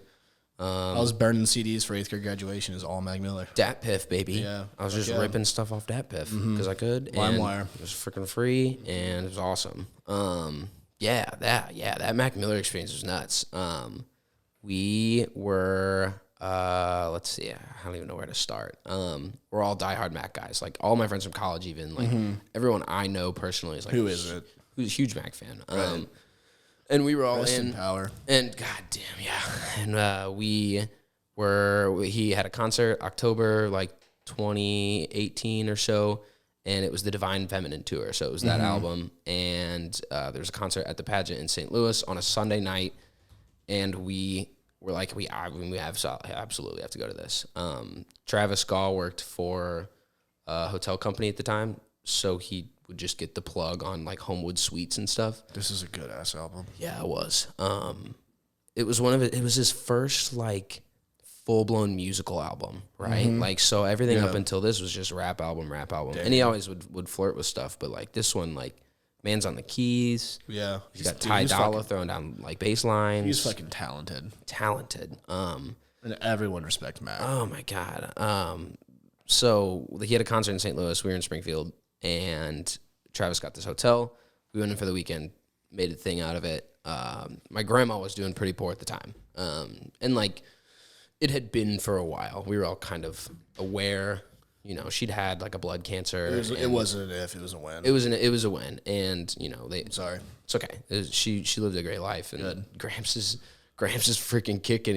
He's moving from Jeff City back to St. Louis tomorrow. Oh, yeah. And he's 96. Hey, wow. He's eating it. Talk but- about a good life. God damn. No kidding. He's a whole nother story. But so yeah, we knew she was not doing well. We came into town, and you know I could show you videos on videos. It was nuts. It was nuts. We came with a couple of girls, like girlfriends of ours, and they like shoved we were cool with being where we were on the floor, and they were like, "Fuck no, we're getting to the front." Hell yeah. You know, me, Dan, and Trey were just in a train behind these girls. Hell who were yeah. making it happen. I'm like, okay, cool, but. Plays his first song. Girls in crowded spaces. Yeah, When they have yeah. something on their mind, they're getting there. They'll do whatever they need to do. Yeah, they'll make it happen. And then you're not allowed to have an issue with it. No. Because that's a problem too. Yeah. But he played his first song. I want to say it was like, I don't know if it was Loud or one of the ones off Divine Feminine, but played it, killed it, lit. And he like stopped the concert, and he was like, just started preaching. He was just like, yo. He's like, everybody out there, he's like, I know you guys all have crazy shit going on in your life. He's like, I know. I just got goosebumps again. Dude, he's like, I know it's nuts. And he's like, but tonight, fuck it. Like, fuck all that. Fuck everything outside of this room. He's like, tonight. Enjoy this time. He's like, tonight you're with me, and we're going to have a great ass fucking time. Man, And you felt that to your core. felt it. I just got Heavy. chills. Like, I like will never forget. I felt like he was looking and talking directly to me. Like, I was like in like tears coming out of my face. Like, this is my hero who's like in. You start levitating off the Dude, ground. he's taking the front seat into my brain and telling me like to not worry about Right. outside of this room. Right. It was the best concert I've ever seen. Like, That's awesome. And he was just so talented. And then woke up in the morning, got a phone call from my mom. She's like, passed away last night about 8 or 9. And I was like, she's like, we weren't going to tell you. We knew you were the concert. We knew what, you didn't need to know then. Right. But like, I like have this feeling that he told that to me the same time that it was happening. Do you know what I mean? Yeah, I like like that. outside of like, like that moment right then was like, this is gonna happen and I'm gonna be okay with it. Like, you know, I'm gonna Some powerful shit, dude. How does that happen? Oh my God. Like, oh my God. and it's, you know, that could have been anybody. That could have been Right. friggin' like Quavo on stage, and it, you know, it was probably wouldn't have had the same effect. But Mac. like the guy Yeah. that like curated my music taste since I was 12. Right. You know, like Kids and Blue Slide Park and all these things, dude. Is just like that. Lettuce, tomato. That was heavy. That was one of the heaviest things I've ever been a part of. Like, I considered him a friend, and no shot I met this guy. Right. You know? Right. I felt like we would have been friends had you know, we met in some random way in the world that our paths crossed. Like, in your life, in your experience, you connected with him. yeah, album after album. Right. It was like, you know, the first one was like, yo, we're kids. Fuck it. Let's go do life. Let's do these things. You know, let's have fun. We're kids. That was the whole concept. Like, kicking incredibly dope shit. Like, that's kicking incredibly dope shit. and that's Best all day I ever. and that's all I wanted favorite. to do. And then we went to the next level. That one. And it was best day ever. And then, you know, once he sprinkled into the Faces realm, we were still pretty young. Like, he did Watching Movies with the Sound Off, which was the first one that was like, he stepped his big toe into the heavy drugs. So Watching Movies was weird for him. Like, it was just a weird one-off album that was good. Like, a lot of people say it's, you know, one of his best, but Some of my favorite songs are off that album. yeah, dude, it's so good. Matches is one of my favorite songs ever. Watching Movies. that Watching song Movies bangs. is so good. Suplexes, bro. The one with, I think it's Schoolboy. Which one's that? Yeah, I know which one you're talking about. Shit. It's not on here. He says There's a couple. He says, like, a nun gives me head, make my nuts touch her cross. Just an all-time line, dude. Might have to Google that line to remember the song. Dude, Faces. Like, so that's kind of what I was saying. I was like, each one of those projects, Friends. Yeah, this one was on. It was on Faces. Jeez. Jeez. Yeah. Jeez. Yeah. Jeez. Yeah, I like Suck my- Faces. I suck like my Faces. dick before I smack you with it. Jeez. Yeah. The first time I heard that song, dude, I pissed my pants laughing. That shit's so fucking funny. So music in general, how do you think it's impacted your life? Because, like, my mom, she went to school on a scholarship for the saxophone. Nice. And okay, then, nice. Yeah. quote, majored in piano. Okay. And then I have just always can like, I can play the piano, I can read music because of my mom. Oh, nice. That's very cool. A lot of people can't do that. I wish that I would have taken her piano lessons more seriously. As do I. I took guitar lessons. Your mom's. Yeah. Nice. Then my freshman year, instead of like an art class or something, I did band. Yeah. And I learned how to play the saxophone. And like and like how music is like a universal language. Yeah. And like I don't need an English song to like a song. Dude. Some of my favorite music is Spanish music. I've just recently gotten in mad into Latin music because of my trip to Costa Rica. Yeah, I had that on here too. I'd like to hear about that. Yeah, absolutely. I love Latin music, Spanish music, whatever you want to call it. It just makes you want to move. It does. There's no beat like the stereotypical like Latin beat that like will literally just by myself working from home with I'm fucking like just hitting the Yeah, salsa stuff like absolutely killing it I'm by weak as myself. fuck. Like no, I couldn't agree more. Like it's a huge part of my life, and I love that like the universal language thing. Like, right. Because like same thing with like you could go to that Matt concert, not a single person there could speak English, but you would all have the time of your life. Unbelievable. Yeah, we'd have a great time. There were probably people that didn't speak English. Like that, you know, like I would have gone to a Bad Bunny concert in Costa Rica and been so outnumbered, but have been raging. It didn't matter. No. It did not matter. And everyone else knows it doesn't matter. Like the people that are there enjoying it with you. Like we just play whatever stuff like at our Airbnb in Costa Rica, and it was other stuff that people were listening to that enjoyed listening to it. Like it could have been anything at that point, but a lot of it was Babani and when I studied abroad in Spain, I mean, it's arguably one of the biggest songs ever, but that was the summer that Despacito came out. Wow. And I still bang that song, dude. Yeah, it's a good song. It's an incredible song. And I wish when I was over there, I wish I had the fucking Shazam app. I bet it absolutely ripped up Spain. Bro. I bet that was all people could. I should pull up these videos. When we got there, so we were there I was overseas for 6 weeks. I was in Spain for 4. The first weekend we were in Spain, like I think we got there Thursday night, and then like we went to the dorm Friday. It started on Friday. It was their Independence Day weekend, and I was in Valencia, which is like a coastal town similar to like Tallahassee for real. Wow, okay. Like I was at the Universidad de Alicante, and it's like a real campus of like 40,000 kids. Sure. But I was there during the summer. It was fucking, oh my God. But this weekend, the entire city, streets were blocked off. Yeah. And like every other street, when I say streets, like. What days were this? Do you know? Off the top of my head? I was there from early June to late July. Okay.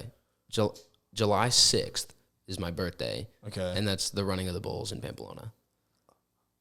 We did not go to that. I think I got home on like July 22nd. I want to say that I thought the 6th was a significant day for some reason. That's what I don't know when the Spanish. I don't know what it was. I couldn't. War happened. But anyway, they built these like wooden structures. Like when I say structures, like wooden like statues of like creatures / people / gods / princesses kind of looking things. Sure. And when I say structures, like 40 feet tall. Yeah, like massive. Huge. And like when I say a lot of them, like 25 of them. God. And every street was blocked off, and every single street had multiple DJs and bars everywhere. That's so cool. And on the Saturday night, the last night of the festival, they lit all of them on fire. Oh my God. So like every other street you were walking down, there was like 100-foot tall bonfires. Just torching. Yeah, dude, it was in when we say Despacito, when these fucking street DJs would play shit like that, just eruptions. It was so fucking lit. Damn. But that was like the same thing. Like I couldn't speak a lick to any of these people, No. but all of us were just on the same wavelength. Yeah. Bum bum. Yeah, dude. And it was. I'll sing it. It was so fucking incredible. It was. No, I feel you. Music's had a huge part. I mean, like, even today, bro, I'm sending you, like, trap rap songs that I find, like... Rest in peace, King Dolph, dude. Dude. Rest in fucking power. That's another one. A conversation we had, this one was nuts. It was me and Travis Scott, and it was when XXX died.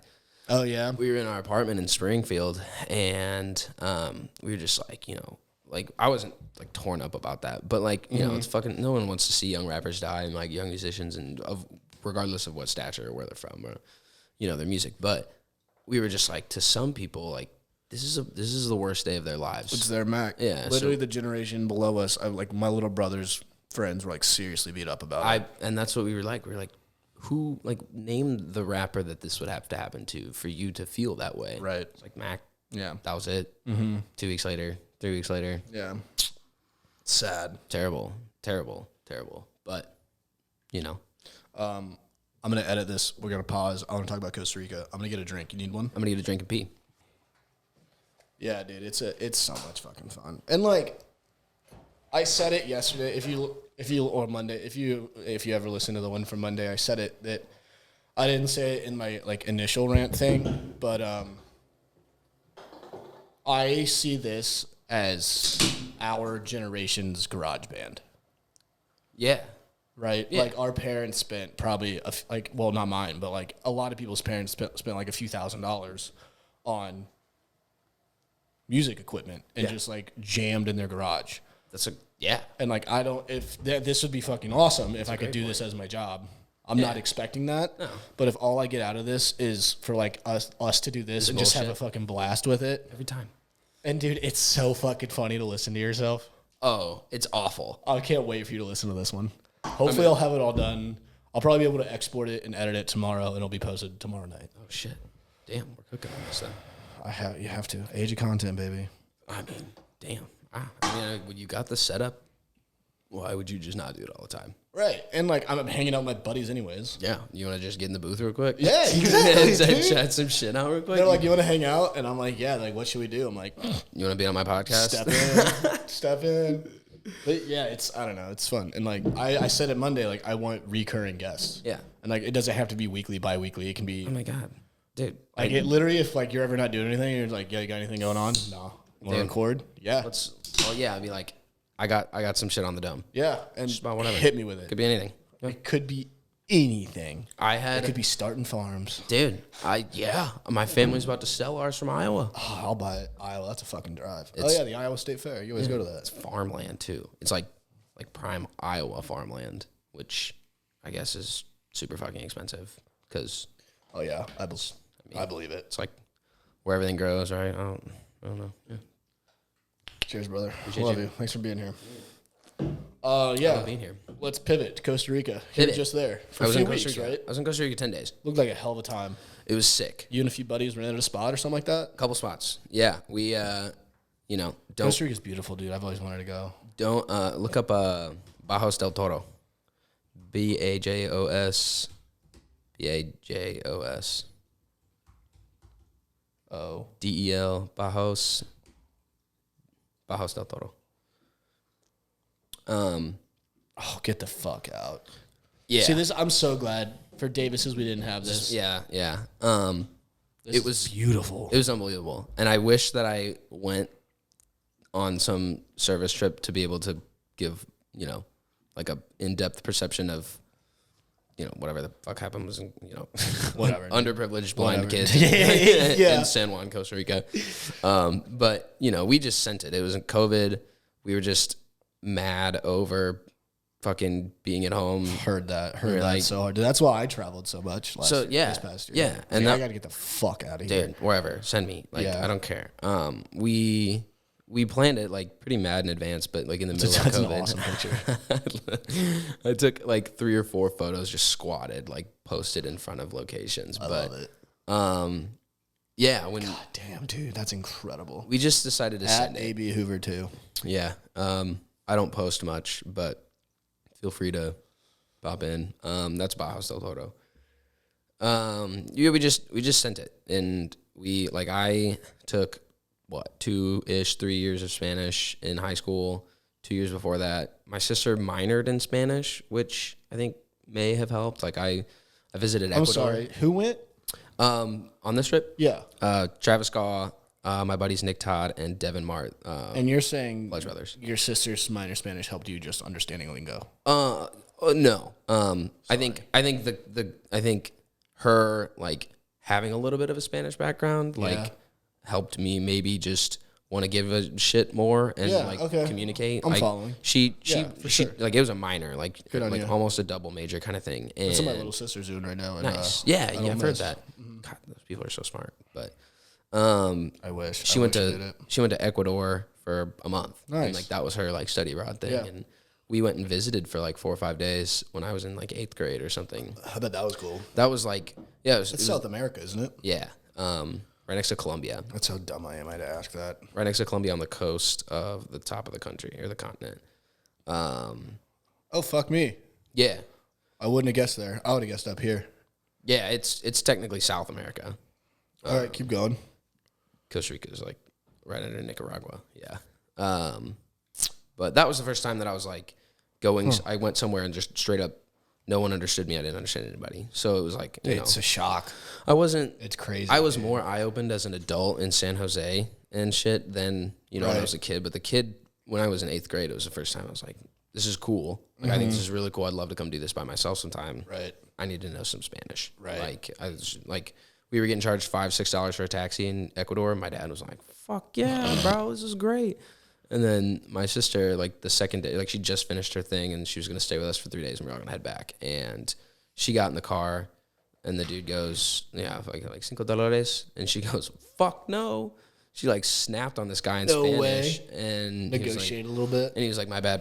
Dos $2. And Really? Amy was like, "Have you guys been paying $6 for a taxi everywhere?" And we're like, "Fuck yeah. Supporting the local economy, You kidding baby. me? Thought this shit was cheap. This dude, $5 to take us anywhere." And Amy was like, "You're getting scammed." My Uber to patios is $13. $5, you shitting me? But anywhere, bro. They take us anywhere. But yeah, so we actually have a really, really cool, we did a really cool tour. So we flew into San Jose, which is the main major city, the capital. Right. And we just drove straight out of San Jose and went north up over there.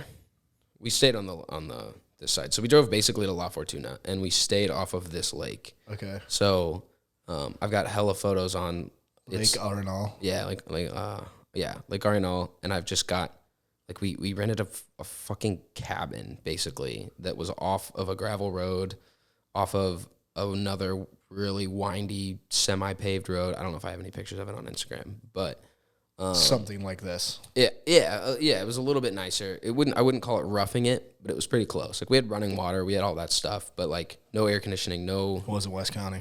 Oh God, no. We didn't want to keep the windows at night because the bugs were so big, so this big. Is a dope ass picture. Yeah. But so we did that, and we, there's like hilarious. There's like 4 or 5 volcanoes in that area, and Yeah. we're up in the cloud forest and stuff. Is that one of you guys? That's me. Holy shit, dude. We went rappelling down 5 waterfalls, 6 waterfalls. How high were they? That one was like 140 feet, 130 feet. What? Like psychotic. Did you have that planned, or did you just like come across it and like we got to do that? We didn't book many excursions. We really tried to do the least gringo things of all time. So we were putting ourselves in extremely uncomfortable situations. That's good, dude. So, I love that. But that was our thing. It's like, this isn't a gringo tour. Like, we want to do what the locals do. That was our whole concept from the beginning. Right. So this was the that coffee picture. Oh my God, yeah. That this was the only thing that we booked as tourists to go do. Like we wanted to do one like super extreme you can't something. not do that. We were either gonna like zip line or rappel or you have base to. jump or like do something reckless. You but have to. so we did that, and it was, I don't actually ever need to rappel down a waterfall again. Rappelling's cool. Rappelling's sweet. Rappelling with thousands of pounds of water just beating you in the face. Yeah, that's scary shit, dude. repeatedly. I didn't know that was you. I've seen this picture 100 times. I did not know that was you. It was fucking absurd. It was absurd. And then watching our guides go down it, bro, they'd angel rappel. So they'd like put the hook on their back And go down face first. and just run down the fucking. They lived for it. But yeah, we didn't want to do tourist things. Like, that coffee picture, dude, we went and did another hike, and This picture is just hilarious. the context is even just funnier. Like we went and did this hike and this another like waterfall, and went up and down and saw the fattest spider I've ever seen in my entire life, and whatever, it was cool. Next day, like next thing. But there's coffee tours. Like some of the best coffee in the world comes from Costa Rica. Coffee just grows naturally. So people just put up fences and farm it. And Oh, that's really cool. yeah, so we were like, we wanted instead of people growing tomatoes here, they literally have coffee just plants. coffee That's everywhere. awesome, Yeah. dude. So we were like, we want to do one of these coffee tours, but a lot of them were like, yeah, gringo tax, like 50, 60, 70 bucks. And, Gringo tax. they'd take us wherever and, drive us around in a van and tell us about, fuck that. We were like, no. Yeah. We were just driving out of this location, and we saw the sketchiest, ricketiest, like, sign that said cafe tour. Mm-hmm. It was a coffee tour in Spanish. We're like, Perfect. pull in. Yep. Pulled in. It was a shack. It was 2 shacks. This was like the barn, and then there was like a small house. We pulled up. We were like cafe tour? And they're like, see. And I was like, all right, cool. And we all got our shit, got out, walked up. There's like 12 people living in this tiny house next to this barn. Mm-hmm. Like children, dogs, 2 or 3 dogs, like 4 or 5 kids. Okay. Like multiple sets of parents. A whole family. Like generations of this family. And the guy who owned it, like, there were 2 guys that were super, super, like, grown with the earth. Like, it was, like, underbite jaws that they'd just been living for, like, 80 years. Barefoot and all. Yeah, just, like, you'd tell, like, they'd been here for their entire lives. Probably some real men. Yeah. Oh, yeah. So they're like, Christian, we're waiting. We need to find Christian. No, it's not Christian. Christian is English. Like, like, speak English. And we're like, oh, okay, cool. We'll wait for Christian. Couldn't fucking find Christian. So, they're like, can't find him. And they're like, which one of you speaks Spanish? And my friends are like, this guy. And I was Pointing like, at you. and I'm like, I'm about to put on for the fucking gang, aren't I? Like, we're about to figure out this coffee shit. A little bit of this action. Yeah. Here. Oh, yeah. And I've got a video of one of my buddies, like, videoing me deciphering what this guy's telling me. It's hysterical. But, yeah. Fucking Rain Man with numbers Dude, all over. exactly. So he took us out and showed us the shit. And, like, you know, I know months. So I was like, he was, like, telling me, like, harvest days. Like, we harvest in, you know, like September. Like September, October, they grow for like X amount of like months or years, and then we, you know, pull the beans from here. He showed us the plants. We were pulling like the fruit of a coffee bean. Yeah. The beans actually inside of a fruit. You can just eat the fruit. Huh. So we were just like popping like coffee beans into our mouths. Are they good? They tasted like kind of like a grape a little bit, like maybe a little bit harder shell of a grape. I've never heard that. That's interesting. But then you just spit the bean in your hand and you eat the fruit. But that's what they had. So like they would take all these beans, like these fruits, and just like a gigantic mortar and pestle, and they just beat them to shit. Awesome. Like sift out the beans and like keep all the fruit, whatever left over in. Take it into the corner of this and just literally light it on fire and roast it, and like keep it roasting for a while, like in just like an open, like a little steel thing. And then Let's see if we can find one. they and then they'd just grind it in front of us. They'd steep it, so they'd pour it in like almost like a sock. Like they had a sock and then just like a cup underneath it. So they'd pour the coffee in top of the sock, and then they'd just take boiling water, pour it over the coffee. It'd filter through. They'd take the water and coffee that had filtered through, re-pour it back through. Yeah. So everyone was just basically on constant espresso. That's awesome. That's so awesome. I don't know what the word is. What'd you say? This is exactly what they would brew it out of.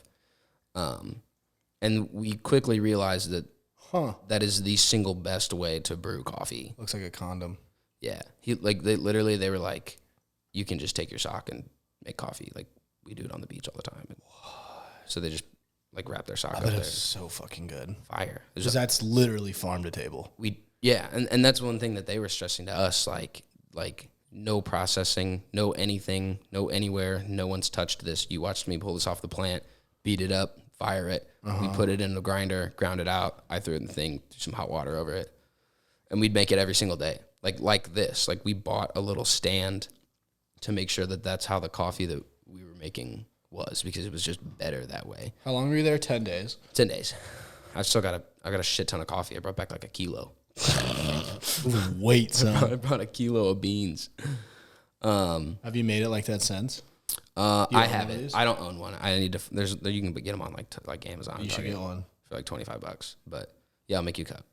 It's just better. Like it's just undefeated. I love coffee. I drink so much fucking coffee. I drink a lot of coffee. But yeah, no, it was cool. And like I struggled my way through a translation session, and you know at the end they were so appreciative. Like they were blown away with like me and my 3 gringo buddies who just pulled our car off on the side of this gravel road at a sign that said cafe tour to really get involved. And we're like, fuck it. And they probably really appreciated that. They loved it, and they were like, it was like the mom was at the end, like making the coffee. These aren't normal gringos. No, and the mom was like trying to express to me that she's like, your Spanish is like, you know, she's not great, but she was like we appreciate you. Your Spanish was good enough today. Like your Spanish, like you know, helped us figure this out. It helped you guys kind of understand it. I think they cut us a rate on the tour, and it was like $20. That's dope. Sure. And then we just bought coffee from them too and made that the rest of the week, and it was cool. It was really cool. What else you do? We went to do you know what a blue zone is? Do I know what a blue zone is? Mm-hmm. So there's like 5 in the world. That's where that one was. But yeah. So it's a region of the world that per capita, literally there's 5 of them. Per capita, people live over the age of 100. Like the average age of like the elderly is like well into the 90s and into the hundreds. Like, did you watch that show with Zac Efron on Netflix? No, but I know which one you're talking about. One of the episodes is all about Sardinia, Italy, because their average age is like 104 or some shit like that. We drove up through we were on our way to the beach, which we stayed at like Tom Brady's beach. Wow. Where Tom Brady has like a personal residence. Wow. And like it was fucking bougie and incredible. I but we on our way there was this river tour in like a subterranean rainforest river that was just like monkeys on monkeys and alligators and like ridiculous animals. A natural rainforest. That were just there. Yeah. That's wild. I've never seen anything like that. And we, at the end of it, they fed us and stuff. And that was when our tire was popped. That's that picture? That was that picture. Yeah, that's that right there. That's Tio Antonio, Uncle Antonio. That's Francisco. They were our tour guides. I've never seen anybody whip a river boat like Tio Antonio. That's awesome. He was like 75, and we asked him, we're like, hey, we need to patch this tire. Do you know where to go? He's like, no, fuck it, I'll do it. And he just fixed it. Like, we could have put a spare on, bro. Like, we need to fix this tire. He's like, nah, you'll be fine. Get to Santa Teresa. I'm like, okay, sounds good.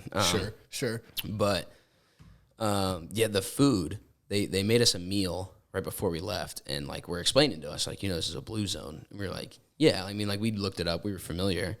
The food was immaculate, and really? It wasn't. Like what? It was not anything different than that we'd had on that trip. Even it was the standard traditional meal is rice, beans, a meat, like just a protein. A lot of times pork or chicken. I was gonna guess pork. And then like a salad and maybe some like cold like macaroni salad and stuff sometimes too. Okay. But a lot of just natural plantains, shit ton of plantains. It was just better. It was noticeably the freshest meal I'd ever had. Like, that's wild. They were like, "Do you guys want some juice?" And we were like, "Fuck, like feed me, fuck me up." Like, we literally ate anything that you guys bring us. I'll give you all of my dollars. And they were like, "Do you like passion fruit?" We're like, I don't know. About to find out. Yeah, they literally took. Look up what a passion fruit looks I bet like. it was the best juice you've ever fucking They had. just took passion fruits, skinned them, and then juiced. They just shoved them in a glass and served it to us. No, sorry, dragon fruit. Oh, I've never had a dragon fruit. I couldn't tell you what a dragon fruit is. I don't even, like, there's these things. Huh. So they literally just juice them. And they brought us out the juice, and it was So fucking good. like neon purple. It was unbelievable. It was the best juice I've ever had. But it was just, and then they like started talking about it. Like, yeah, this is a blue zone. They're like, like it's kind of real. Like the lady that spoke the best English was super, super nice and like spoke really, really good English actually. And was happy to just fill us in on shit. And she's like, yeah, I mean, like Tio Antonio is like 75. I would have thought this dude's like my dad's age, like 50, 55, 60. She's like, my other uncle is like 85. She's like, both of my grandparents, like my grandma and grandpa are like 96 and 98. What the fuck? My other side, like aunt is 92.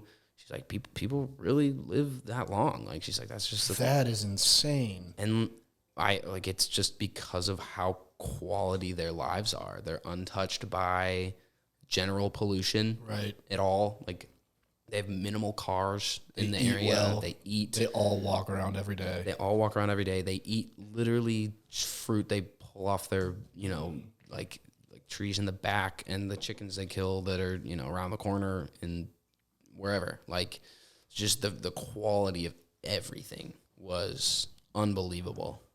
That's so awesome. I love that kind of shit, dude. That's why we think Tom Brady's the best of all times, because he has a vacation home in the blue zone, and that's his He's drinking out of the fountain. yeah, that's his thing. We stayed in a city, zoom back into the lake there. Where was that? Tiliran. So we were like kind of over here, and then Tiliran is this like small city in there. Oh, that's Puerto Nueva. I think it's just north or something. Tiliran, tiny. Yeah, you want to talk about like sticking out like a sore thumb. Oh, I bet, dude.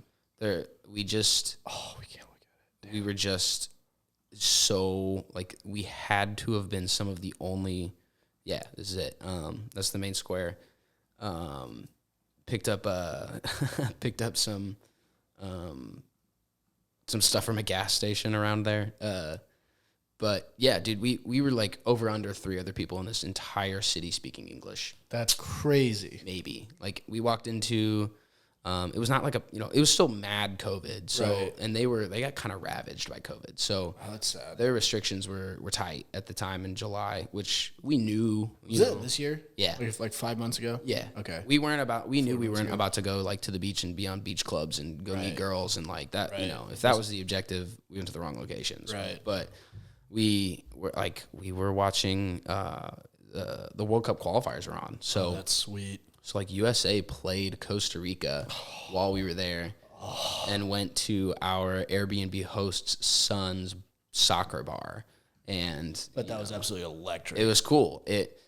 We were again just absolute out of place, sore thumbs, and I've got a lot of stories I can tell that I wouldn't even throw on a podcast, but just looking so out of place. Like people come up to you and say things that like we had a guy come up to us in a market. Like we were like, yeah, we're not gonna eat out tomorrow. We're gonna buy food today, cook all day tomorrow, and then the next day is the road day, so we'll have to buy food then and stuff. So we were like making meals and whatever. And That's a hell of a trip. That's an awesome way to do it. It was sweet.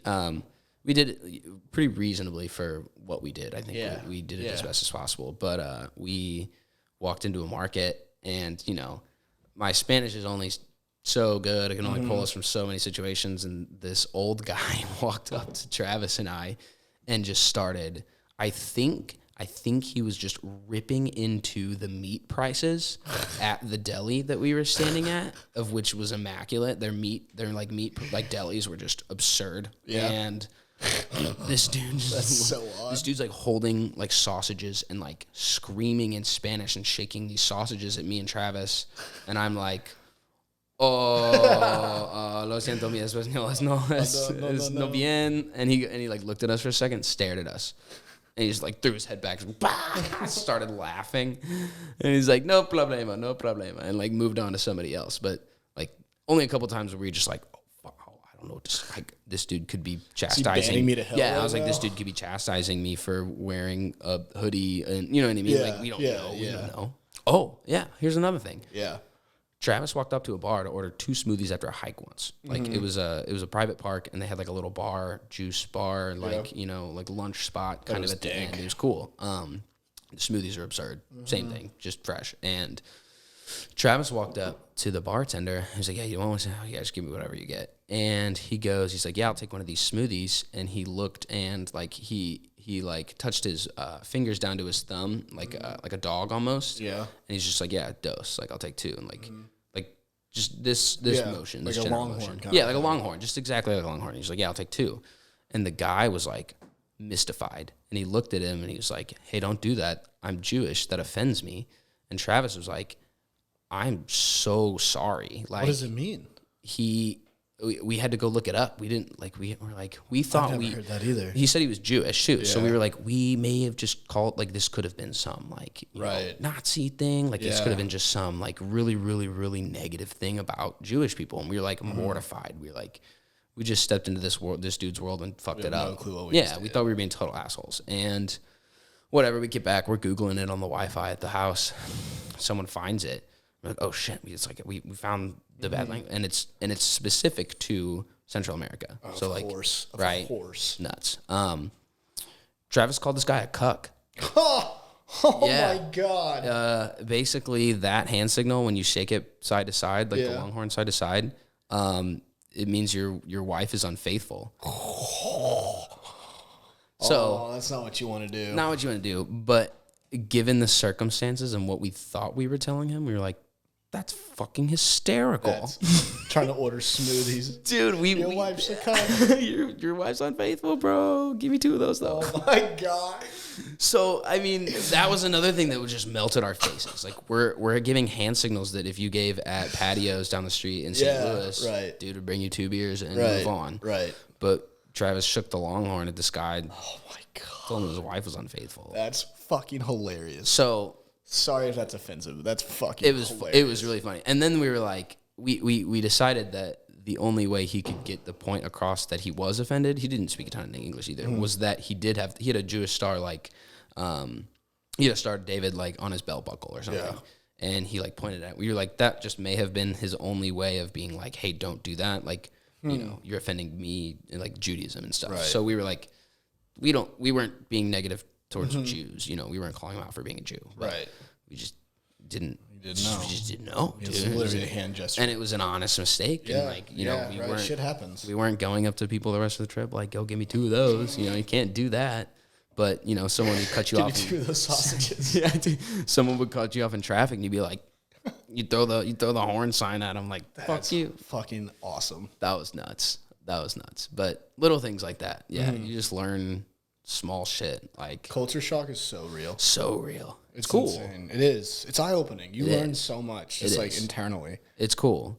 When we were there, the Airbnb host's son ended up really being like our tour guide, and like we were texting him for things to do. He always would just feed us drinks and food when we'd go in. He'd hook us up with soups and stuff, and he was the man. And would travel back and forth between the beach that we were going to and Tilleran.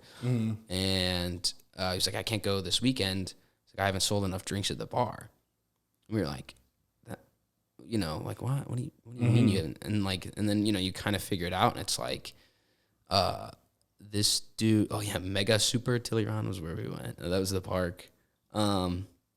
This dude, like, his day-to-day life was dependent on literally selling enough food and drinks at the bar that he owned to be able to afford food and fare to the beach.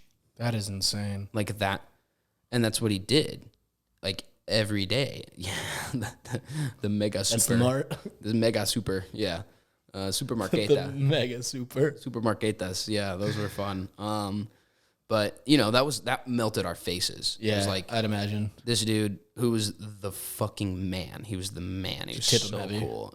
We just would give him money. Like, yeah. And his waitresses, like, thought we were funny and cute and would play into us. And, you know, like, they were always into it too. But, you know, trying to, like, you speak enough Spanish to somebody and they realize that you're trying to actively communicate with them, but they don't know that you can't. And they go the extra mile to try and communicate with you in as much English as you can. So like Spanglish got us everywhere. Yeah. But you know, they realize that if I walked up to a lady and was just like, "Hey, where's the meat and you know where's the shrimp cracker?" They just look at me sideways. But I'd be like, "Hey, ¿dónde está?" Like, ¿dónde está la carnitas? And you know, like I'd just say like a word for meat and be like, "Oh yeah, which one do you want?" Do you, like, and they, you know, point to them, and you know, they were just. If you put in an effort at all, it's the effort that counts, literally. They would do anything for you. Nicest people ever. So nice. Like one of the lowest rates of crime in Central America. Just a clean, you know, I wouldn't call it all like super safe. Like when we went to San Jose, the big city. Yeah. We were like, it was our last night. And we were like, let's go do something. Like we got to go to a bar. We got to go see something. San Jose is like New York of Costa Rica. And it's just fucking massive. The markets were massive. There were people just walking all the time everywhere. And go to the National Museum and stuff. That's where some of the big shit was. But wow, it's really pretty. It was just there were just so many people. It was everywhere. And July 2017, bro. That'd be hilarious if we just saw you on here. There's a college like it's not CDOT. I don't remember the name of the college. It's San Jose, basically university. Right. And we're like, let's go to the college town, like the college area, the campus. Let's go to Columbia. Like that's where we'll find probably something that we would want to do tonight. Heard. Keep going. We found like the nightclub situation and like where all the nightclubs and stuff were. So where was this? It's in closer. It's kind of by where that is. Oh, right here. Yeah. Gorgeous campus. So like right up and down over there and stuff were you probably can't drop were like the club scene. Yeah. We pulled in and it was karaoke right fucking there. The club scene was terrifying. Really? Like it was jumping, which was cool to see because we hadn't seen anything in Costa Rica like pile in people because of COVID and stuff. Right. So you know, it was bar after bar on one street that were just jumping, like lines everywhere, that's kids awesome. Our age everywhere, and we were like driving really slowly through the street, like looking like, and we're like making eye contact with these kids, and it's like we would get eaten alive. We'd get eaten alive here. Like, I need to know either somebody in there who speaks both English and Spanish really well and knows me. Yeah. Or, you know, like Christopher to be here with me, like the Airbnb son. We were just like, we can't even like put ourselves in this situation. Like, we would have been screwed, like on any level, like talking to anyone, doing anything, we would have been screwed. They're so packed. There's so many people. I feel that for when I was in Spain.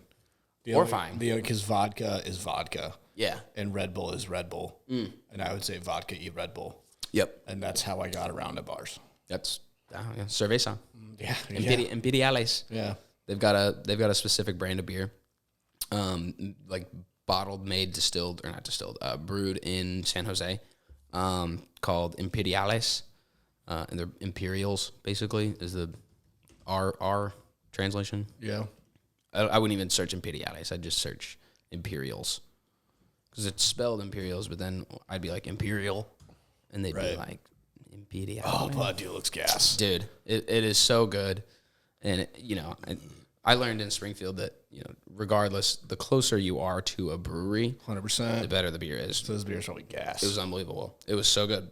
What was it? Like a Bud Light or like a Corona? It was like a better Corona. And we would drink the heavy ones. So they were always like, we would just be like Imperiales. And they'd be like, this one? Yeah. And they'd be like, do you want, like, we only have like just Imperiale, like the normal one. We were like, yes, more, mas, please. We even tried all the other ones. Like we would play like some drinking games and stuff because there wasn't a ton to do out at night. So we'd just come back to the Airbnb and just like play around. And we got the silver ones, we got the light ones, and the Imperiales were just better. They were just so good. There's no. It was just like their domestic beer, but you know if you can get them here. No, I've looked. Damn, really? Yeah, you can get them in Southern California. At a Total Wine in Southern California, I tried to order them. Really? Yeah, that's funny. Yeah, because they pop up on Total Wine's like website. I was about to guess. Yeah, and I was like, oh shit. So I tried to, can't even. Yeah. I mean, I can't even. I get. So try us. Yeah, there's probably nothing of us. It's not going to be anywhere. Yeah, no vendors. Within 100 miles. I don't even know what like LA's zip code is, but that's probably like let's do like Dallas zip code. It was really good. 75001. But as soon as you buy it here, it's gonna be like, damn, this sucks. Like it travels. Oh, look at that. Oh shit, it's in Texas. Let's go, dude. Yeah, bunch of spots. I love it. It was good. It was really good. The beach was cool. The beach was beautiful. We didn't do as much culture at the beach as much as we just did beach. Did you go back? Do you plan on going back? Fuck yeah. I got a text yesterday in the group chat that went on this trip, and it was just like, I'd do it again. And, Travis was like, it would take zero thought. Like, we could do the entire trip or just pieces of what we wanted to do and with, like, flawless precision. Like, That'd we be would incredible. Get in and out, no question, no problem, easy. Yeah, I definitely want to go back. Fuck yeah. I'm all in. I think Central America, I want my next trip to be, like, Peru or Argentina. Yeah. I want to do Machu Picchu. I'd like to go to Argentina. Machu Picchu for sure. Definitely do Machu Picchu. Buenos Aires looks like one of the most ridiculously cool South American cities ever, I think. That's Brazil, isn't it? Argentina. Argentina's way down Argentina's fucking south. It's almost like sending it to Europe. Like, it's like a 10-hour-ish. Dude, that's halfway across the world. Jeez. I'd fuck around with South America. I really want to experience South America. My stepsister did a volunteer/surf camp. I want to say it was in... Surf camp? Yeah, I want to say it was in Costa Rica. Yeah, some of the best surfing in the world. My little sister did one too. I don't remember where she went. I love that shit, dude. I love that shit. I love traveling. That's like... In general, yeah. In high school, I was like as fucking douchey and ignorant as you could get with Go America. Well, same. Yeah. Yeah. Like, fuck all the other countries, America till I die. Yeah. And then when I went abroad, I was like, damn, we're doing a lot wrong. this could be a lot of things we could be doing way different here. better. But like you just gain so much appreciation for it, and like it doesn't even have to be anywhere. Like my buddy that I had on the other day, like this summer he went to a wedding, and like he was like, "Oh yeah, I'm going to Mexico," and like me, I'm like, "Oh yeah, Cabo, a white man." Yeah, Cabo, that sounds lit. He's like, no. I'm like going like I think he was here, like literally in the heart of Mexico. Actually, Mexico City, Zacatecas. I think he was down here. Yeah, and like. On his like Instagram and shit, it was like real cities, and I was like, I never would have thought to do that. Our concept of Mexico is tough. Yeah, it's skewed. It's the skewed. white man's Mexico, and like I mean, Cabo, baby. My concept of it's my fucking home. My concept of Mexico is like if you're not going to Cabo or Riviera Maya or Tulum or it's dangerous. Right. Same. Which is such a shame. It sucks. And it is. There are some parts where you probably should not go. And I think, regardless of who you are, you should probably go with someone who speaks a ton of Spanish 100%, because that's just going to put a little blanket on you as a tourist, So a lot of those things I think you can do with someone who can show you that was huge in Spain. One of two of our buddies, one of them was minoring. I think another one was double majoring in Spanish. Excuse me. And without them, we would have been figgity fucked. Yeah. I think my friends would have been fine in Costa Rica, but they say when we got back, they were like, "You bodied it. Yeah, you bodied it." Shout out you, dude. Hey, I would love to know Spanish fluently, but in order for that to happen, I have to just force myself into Spanish-speaking countries, and that's how you learn, though. Like you can read all the books and you can watch all the videos. I was doing Babbel. Yeah, like Duolingo and all that. Yeah, but and it helped. Until you go, you don't realize how little you know. Yeah. Oh God, yeah. If someone asks me this scripted response, I know exactly what I'm going to say back. I have the paragraph written already. Yeah, but it's hilarious. My little sister, it's hilarious. Whenever she gets pissed off, she'll just like ramble in Spanish, and like I just kind of hear the word puta or something. I'm like, that's fucking funny. Puta. Oh, there's a couple ones. A pendejo. Mm-hmm. Yeah. Que tal pendejo? Que tal pendejo? Sí, yeah. The music, dude, and it was just like we just submersed ourselves in the music. Like we didn't really we had Apple CarPlay in our car. Yeah. So every once in a while we'd just throw stuff on when we were freaking bored. But 90% of the time we'd switch between two Spanish stations that we found that we liked and played. That's the way to do it. Like literally Spanish immerse yourself. Yeah. So, we were balls deep in it. Like that, even when we'd park the car, get out and go into the Airbnb, I'd throw on Latin Top 100 radio and shuffle it, and that's what we listened to. And I was in the gym Monday shuffling Latin pop music. It gets you going. It's so good. And it's like pure music. It is. It's sexual. Yeah. It's sensual, I think. Sexual is not the right word, but it's sensual is a good one. It makes you want to move. It makes you want to dance with other people. Right. It makes you want to it's the whole grooving thing, dude. It's the reason salsa is such a big dance. Yeah, because they salsa to everything. Right. It's like the official, real salsa. When I was on a cruise with my family, when I turned 21, 2 days after I turned 21. So yeah, it was cool, and I'm glad I went, and it was a lot of fun. But I'm 2 days into being 21 with my family on a cruise, I'm gonna drink a bunch. That's cool. That was just it was fine. It wasn't the immersive, the culture immersive type, experience, but. I linked up with this girl from Peru who lived in Miami. She was like, my mom just goes on these all the time. I just come with her. This is we'll go on 4 or 5 more cruises this year. She just takes cruises all the time. So she's like, I don't know. This isn't all that fun to me. She was 2-ish, or no, she's 26, I think. So she's a couple years older than me. But she was gorgeous. She was really, really cool. She had a boyfriend and stuff at the time. And there was no scenario where I was trying to, get in there. But she was just cool. So we ended up hanging out that week. Mutual respect. And she... I'm coordinated. I wouldn't call I'm not a good dancer, but I do dance and I don't hate it and I don't look like a full-blown idiot. You're not standing in the corner. Yeah, so she grabbed me at one point while she just won a salsa competition in front of half the boat. That's so attractive. It was, when I say, and she had to pull somebody out of the crowd. And it wasn't me. I was like, I don't even know what the fuck I'm doing. And she picked some other guy who had a wife who was a professional salsa dancer. Oh, that's awesome. So they murdered it. That's murdered awesome. it. They Like won. Dancing with the Stars type Yes, shit. like it melted my face how good they both were. And he was married. He left as soon as after, but they gave her a fat bottle of champagne. That's awesome. So we just went up to the whatever, and she tried to teach me how to salsa dance there. Mm-hmm. And I've never felt so stupid. Like, Stepping on your own toes. I knew what I was doing. I was like, this step and what you're telling me to do totally makes sense in my brain. Right. Can't get my feet to do it. Like, it's just a whole different talent, dude. It's here, but it's not there. Doesn't work, doesn't translate. No. We took salsa lessons while we were over there, like for like 2 hours one day. I forget. I wish I could fucking remember the dance, what it was called. But so there's 40 of us on the trip, and it was split into two. There's people who took whatever. There's people who took one class, the other 20 took another class, and that's how, like, some field trips were like divided because they couldn't take all 40 of us everywhere. And I was sweating my ass off, dude, but I was having so much fun. Like, this lady was like an award-winning like instructor. Yeah.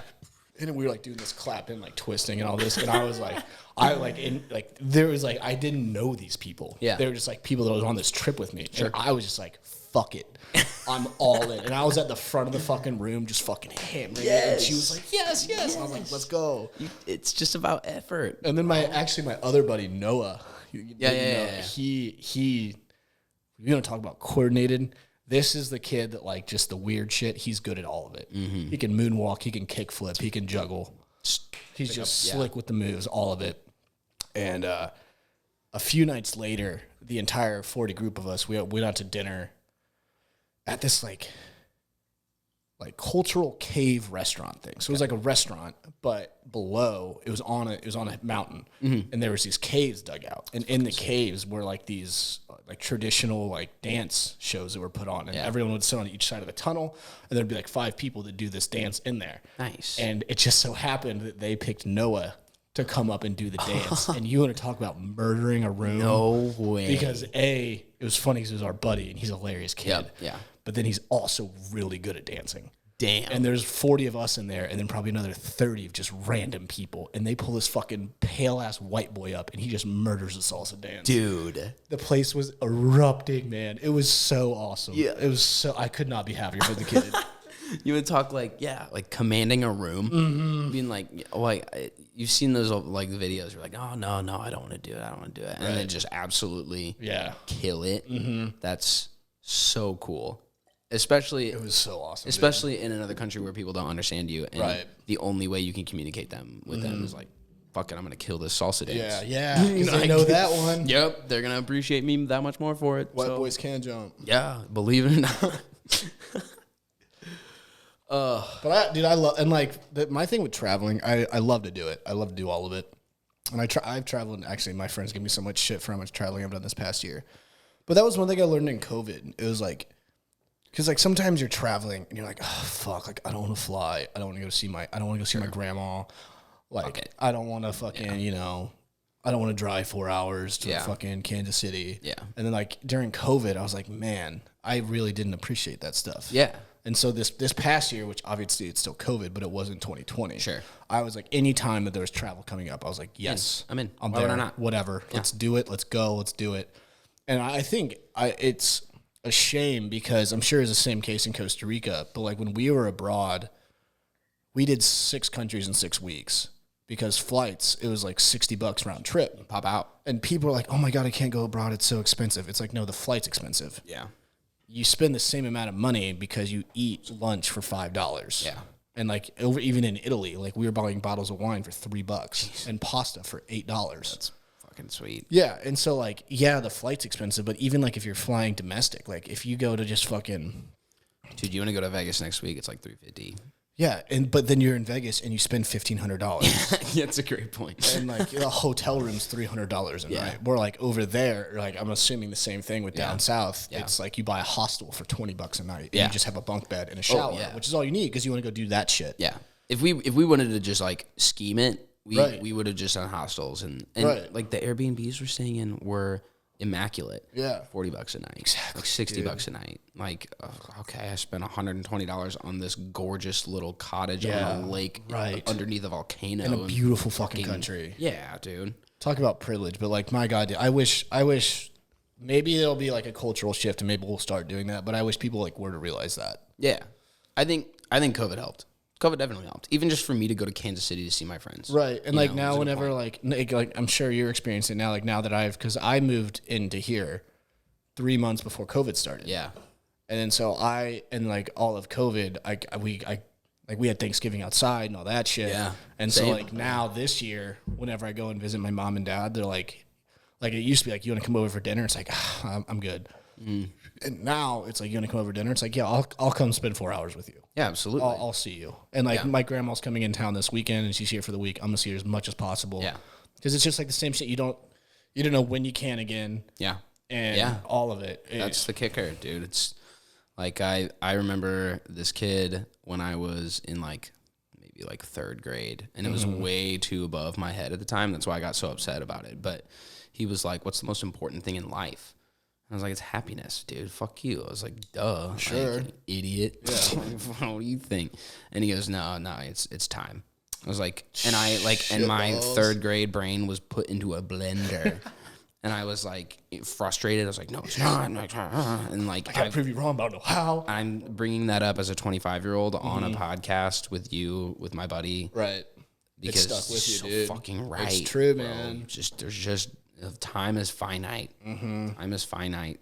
That's like one thing with me, like nothing against the people that do it, because I respect the balls out of it, but like the whole corporate America, you have to work 9 to 5, and like we have friends that work 80-hour weeks.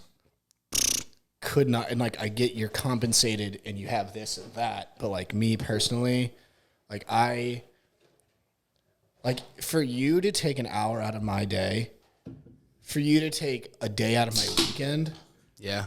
yeah, That's a great point. like there better be something out of it. Yeah.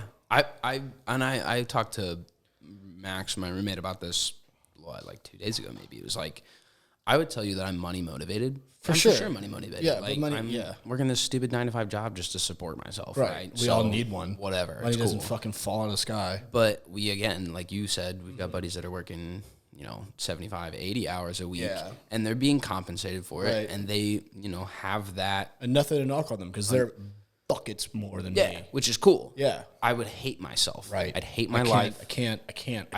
I hate this 9 to 5 that I'm making pennies Right. on, right? Like, if I have to sit here and clock in every day from 8 to 8 and go home at, Right. whatever, and Drinking that's coffee at 6 in the afternoon. I just don't want to do that. It can't be me. And like, but we're all wired differently. And like, I have nothing against that. No. That's what you want to do. That's you. Yeah. And you're going to be set. Yeah. But like me right now, I'm good. I'm Our good. friends in sales, like you're in sales, it's, Yeah. I don't think I could do sales unless it was a product or idea or system or company that I was like bought into and believed in, right? Like I'm not, I don't think salesmen are schemy because I have a business background, and a lot of times it's just supplying demand that is already there. Runs on sales. Yeah. So, I'm not selling you vacuums. but like, again, I don't want to sell, lasers at a production factory. Right. Which my buddy does, and he loves it, and he kills it. More power to him. And he like is doing super well, and that's great. I just couldn't find myself in that, and I think that was a big reason why I was not good at my last job, because it was like the tech was just it was real-time speech analytics for phone calls. jeez. Real-time AI speech analytics for phone calls. And like it was an awesome product and I believed in the company, but like the product as itself, I was like whatever. Yeah. I was like, this is really dope, but like as a person, I was like, I can't get behind. Do you know what else transcribes my voicemails? Skype. Mm-hmm. Like It was like, dude, the tech's wild. They just had a huge, they just raised 37.5 million a few months ago. damn. Yeah, they're killing it. They're killing it. But it's like so specific and so niche that I'm Yeah. like, I had a job offer. It's actually the only other job offer than I had than the one that I have right now. But out of college, I was working at a barbershop, Hudson Hawk, actually. The barbershop that was in Columbia. yeah, I thought that sounded familiar. Yeah, Yeah. started in Springfield, and shout out. How Yeah, about that? shout out, dude. They I hope they're doing well. I had some really, really good friends in that company, and It's a good shop. Well, the one in Columbia, It's a a good great shop. Great shop. I got the freshest fades for free. Yeah, and dude. I think I started working there because I knew I'd get free haircuts, and I was like, this is all I really want. So, Sure. I mean, fuck me, a haircut's $40. dude, yeah, I know. And I'd show up 10 minutes late every day and clock in, and it was totally cool. But I don't even remember, what were we talking about Heads on Hawk for? Time, money, sacrificing time. Jesus. I didn't. Well, so I was saying about how I wasn't good at my job because I couldn't really. Oh, I got that job offer. Yeah. So we had a connection randomly to a booking software. Okay. And they were based in Buffalo, New York. Yeah. Which, fuck that. Like, I was looking at apartments for a very short time in Buffalo, New York, and I would have hated it. Couldn't be. That was my only other one, and it was like, we're a startup company, technically. He's like, you'll be at a ground level cold calling sales position. He's like, that's just how you start. I'm like, I knew exactly. I was like, God, if that's what I'm going to do, that's fine. But, like, damn, dude, I'm selling a barber, like, booking service. Yeah. Like, Yeah. that's tough. That's tough. That's Like, a tough go. Like, I better be getting free fades out of this because On the daily. because I just can't sit here and care enough to you to try and sell this fucking product. Like, Yeah. And I was selling to call centers. And it was just like, you know how, like, dull of a subject. Well, shit. oh, was that you? I thought that was a doorbell. No. Just like, again, no shot at Balto, but like it just, and like that's what I was saying earlier. Like being let go is probably the best thing to happen to me. That's cool. Yeah. I'm glad you I think it's dope that you look at it that way too. And like I have, because I'm good at my job now because of that job. Cool. Because the founders, my bosses, are like arguably world-class salespeople. Sure. And they taught me, and I just couldn't sell their shit. But in my job now, because of what they taught me, I'm through the roof. Nice. I'm not bragging, but like I'm. Fuck it. Right. Brag on yourself. Yeah. So. Forget sometimes. Yeah. I kill my job. I have to tell myself every once in a while at lunch, I'll step away from my desk and be like, I am so fucking good at this job. Heard that. They need me. Love that. They're not going to have me for too much longer. Sorry, Christy. I love you to death. Yeah, if Christy listens into I hope you don't, hour 2.5. I hope you don't need that. Yeah, 2.5 on this one. I think we're fine. But yeah, man, I don't know. You want to cut it? We can keep going. It's up to you. I got nothing. It's 8:30. We've been going for 2.5 hours. This is like what I want, though. Yeah, no, I want genuine, real conversations. This is, again, a very normal conversation that you and I would have on a regular. I'm not fucking getting you to etch your feelings or for like No. put it on you to be some fucking Jesus. No, we're just cats that. And like I've heard all of this stories. And I've Yeah. known you've done all this shit, but I've Yeah. never got to pick at it. Yeah, and I definitely. love that. Well, and I one thing I noticed from Davis is that I loved, and I'm sure who's your other buddy that you got? Gideon. Yeah, Katkowski. and I'm sure you did the same way. And I noticed it when you asked me about the Super Bowl. You were like, "How does that make you feel? Yeah. Like, what were your takeaways?" And I was like, yeah, no one's fucking asked me that before. it's a fun question. I was sitting there like, what the fuck did I take away from that? Frankly, I took away a couple $100 each time and some super dope photos and some selfies I got a selfie with a passing Baker Mayfield. It's like one of the coolest things in my life. But like Twins, Basil. yeah. I was like, what did I learn? And I was like, that I fucking hate Super Bowl parties. I want to be at the fucking Super Bowl. Dude, like talk about money to have a goal. It's like I would love I'd love to go to a football game in every stadium. That's a real goal of mine. Yeah. And See how much money that is? yeah, but like imagine being at the level of being able to go to Super Bowl every fucking year. Dude. Yeah, absolutely. And like you've tasted it. Yeah. And mine was just on a total other flip side of the coin. Biggest party Sunday in America probably every year. And I worked the hardest that day. Right. Like, that was a 12-hour day. I get home at 3 a.m. every time from the Super Bowl. Christ. But like I was just doing it. Like, dude. You appreciate it at the time. Yeah. And you've got mad appreciation for it now. Yeah. And I sent a text to Sam, who's the guy that I work for. I sent him a text about this time every year. I'm like, hey, just let me know, I'm good to go. He had one last year in Miami and it was COVID. So it was like, he texted me back and was like, it's a skeleton crew. Like I just can't bring that many people. Right. No, I was like, that's totally cool. Get it. But It's like, this time. hey, motherfucker, it's in Vegas too. Yeah. No, it's in L.A. Next year's in Vegas. Next year's Oh, in Vegas. yeah. That's what I was thinking of. Dude, because that they would be contracted so him. sick. They contracted him to run the whole bid for Vegas. Fucking Christ. So he's halftime in New Orleans, halftime in Vegas right now. God damn. So fucking cool. I actually have a buddy that went to the Chiefs game in Vegas on Monday night or Sunday night. I guess it's Sunday night. Sunday night. Yeah, Sunday night football. Can't believe I bet on the Raiders. Stupid. I can't bet. I actually bet on the Browns and hit when they were on Thursday night football against the Broncos, and it just didn't do it for me. I love being in those text chains though. Dude, we could hit another 2 hours on sports bet. I'd love to. Sign me up then, bro. But like the football one that we're in, and then my buddies that I hang out with here, Davis, he's an avid bettor, and like it is so fucking funny when like 5:30 hits on Mondays and Sundays and Thursdays. It's like it's like 6 different text threads. What are we liking, boys? Absolutely not. Like, no, there's no shot I take this. It's so imagine not taking the Titans the past 3 weeks, dude. I say it every week, bro. I've hit Titans money line the last 4 weeks in a row, and they're all plus money.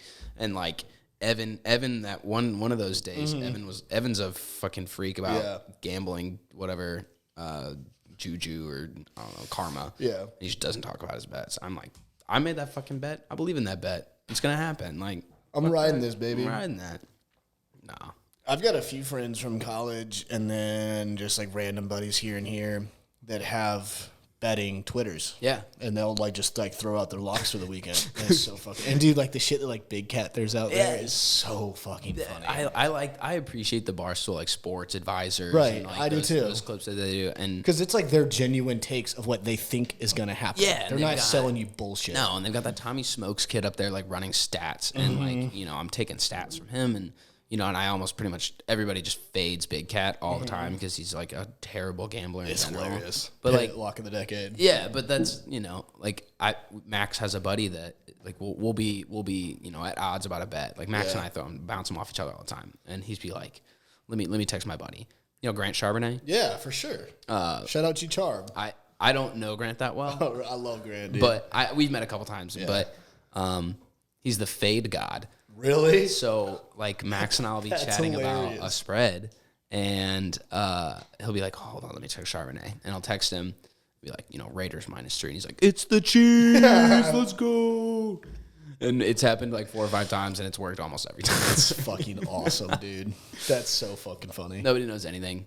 Vegas knows everything. Yeah, no one knows anything. I love.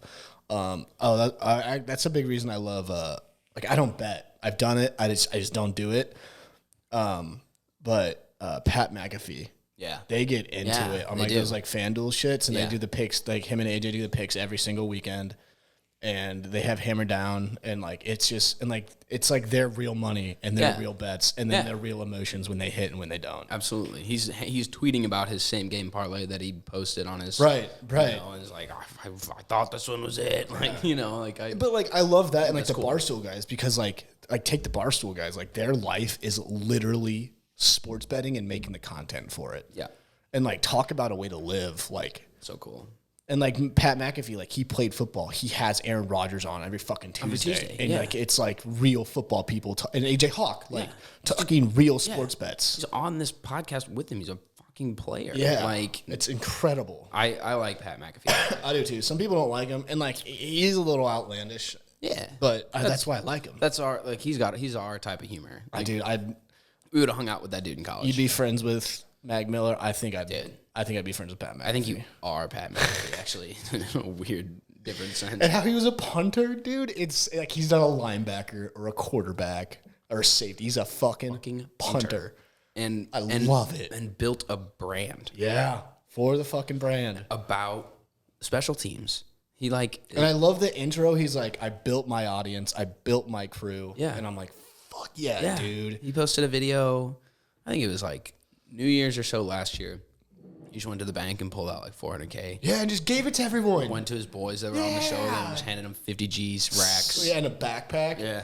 I remember that. That was so fucking awesome. Cool. I think those are his like real life. Those are his dogs. Normal friends. Those are his dudes. That didn't make it to the league and just stayed boys and were like, dude, I'll be on this fucking podcast. Yeah. Sure, whatever. I love it. I'm so here for it. And like that's the shit. Like that is a reason I don't fuck with ESPN and all that. And I fuck with Pat McAfee and I fuck with Barstool. It's real. It's genuine. It's at least real. Genuine people with genuine thoughts on a genuine thing. It's not some scripted bullshit yelling at each other. Yeah, and I think Barstool can be douchey a lot. For sure. That's kind of the brand. Yeah, to absolutely. Be honest. Absolutely. And I think sometimes like the stoolies are just fucking psychopath freaks, but the basis of what they do, and you know, you can talk about how good or bad of a dude Dave Portnoy is forever, but the shit that he built is undeniable. It's undeniable. There's a reason it's arguably one of the biggest media companies out there right now. It's real. Like they're fucking with like the NBCs. It's like a dude like YP. Yeah, you know, Ben whatever went to Westminster and played hockey at Westminster in New York running shit. And like with that whole Blues run when he was just the poster child for the Blues was what like what was that little animal that he had? Oh, like the pheasant or some shit like that. It was dude, it was a little rat. What was it? Was it? I'm literally gonna go YP Blues. It was a Keep going. Jimmy.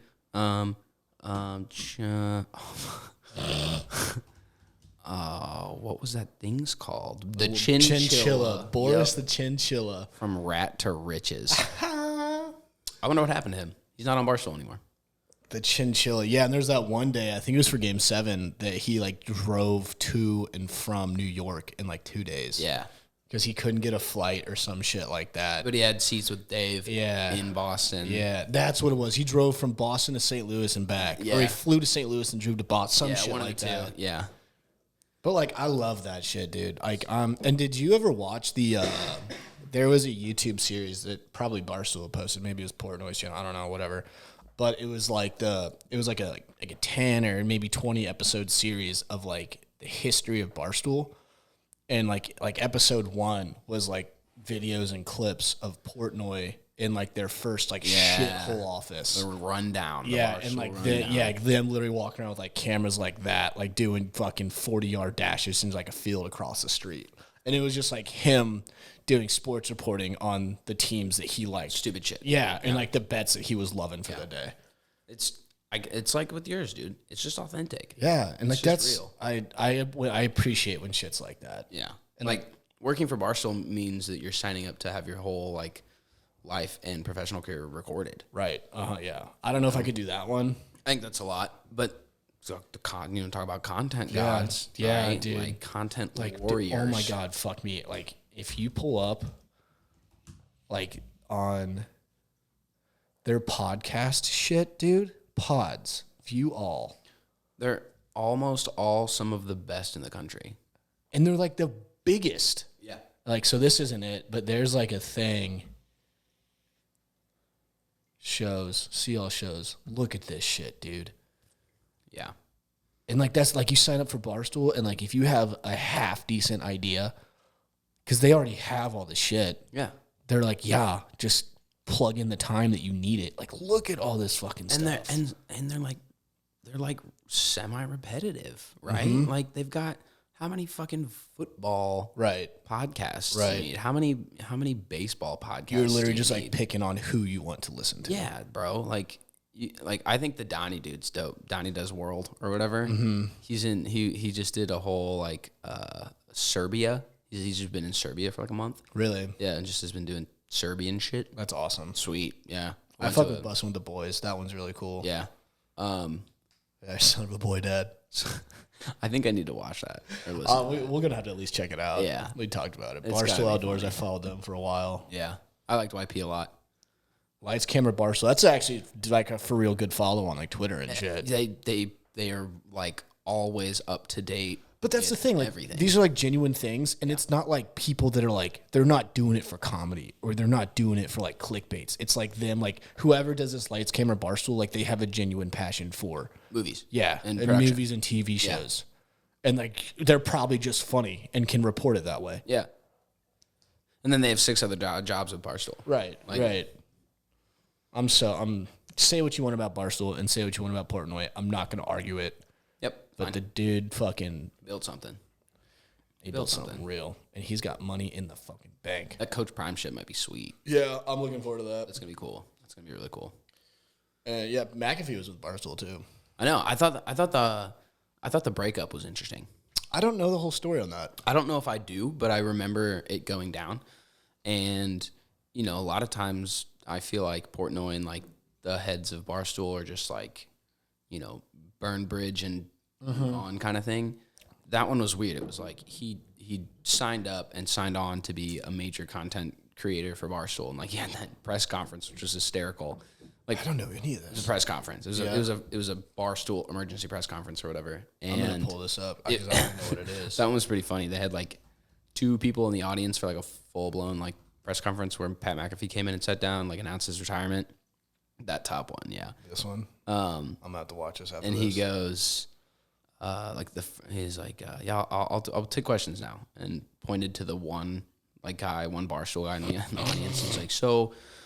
The league minimum for the NFL is like $300,000, and you're retiring at 29 to be a content creator at Barstool. Is that correct? He's like, yes, that's correct.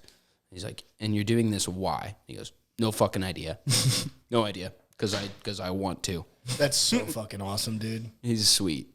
I like him a lot. I appreciate him, and I think he does it the best you can possibly do it. As just a podcast sports content creator, good guy, great roots, great wife, nice family, dogs, post school like funny videos of kickers and punters and whatever. And now he does like fucking WWE SmackDown and all that shit. Commentates it and then just will hop in the ring. I love it, dude. Himself and shit. He actually, I should probably check. Actually, let's check. He posted something on Insta. Do you follow him on Instagram? I don't know if I do. He posted something on Instagram. MAC. Oh, that works too. So I'll find the post. God damn, he posts a lot. Yeah, you want to talk about content king, bro. I follow him on Twitter, and it's so just it's fucking obnoxious. So there's this huge ass thing. I can't wait for our next announcement. I think it's going to inspire some folks. Thank you all for following Long Distance Insane Journey. My life is the single dumbest of all time. My next shit is my best shit. What do you think it is? And this was 4 days ago. Yeah, and I saw him announce it on the podcast or whatever. Do you know what it is? I don't. I'm interested because dude? He bought that church, and like he's turning a church into just like essentially like another fantasy factory. I didn't know this. You did really? Oh my god! I could talk about Rob Dudek for the next 4 hours. Yeah, dude. He's just like so. I don't want to use the word ignorant, but like he's ignorant. Yeah. And like he says it himself all the time. He's like, "This is the dumbest shit ever." It's so fucking funny. But like, dude, he went to like a fucking car auction and just bought this Hemi Jeep because he was like, I'm not gonna buy anything. And then he went there and this thing pulled up and he was like, oh fuck me. And he was like, he bought it. Yeah, he bought it and he's like, shouldn't have. Oh, yeah. It was way overpriced. So didn't need to pay for it. But yep, I did. I like his story about the Bentley where he's like, yeah, I just kind of sat in the driveway for like a week. It's incredible, dude. It's good, dude. Yeah, great, dude. I'm gonna have to watch that. That's a good one. Yeah, I'm good. You good? Yeah, you can call it. Let's call it. Yeah, appreciate you, my man. This is good. We absolutely did it. We this sent is it. Real good. We went for 2 hours and 39 minutes. 2 hours and 30 minutes of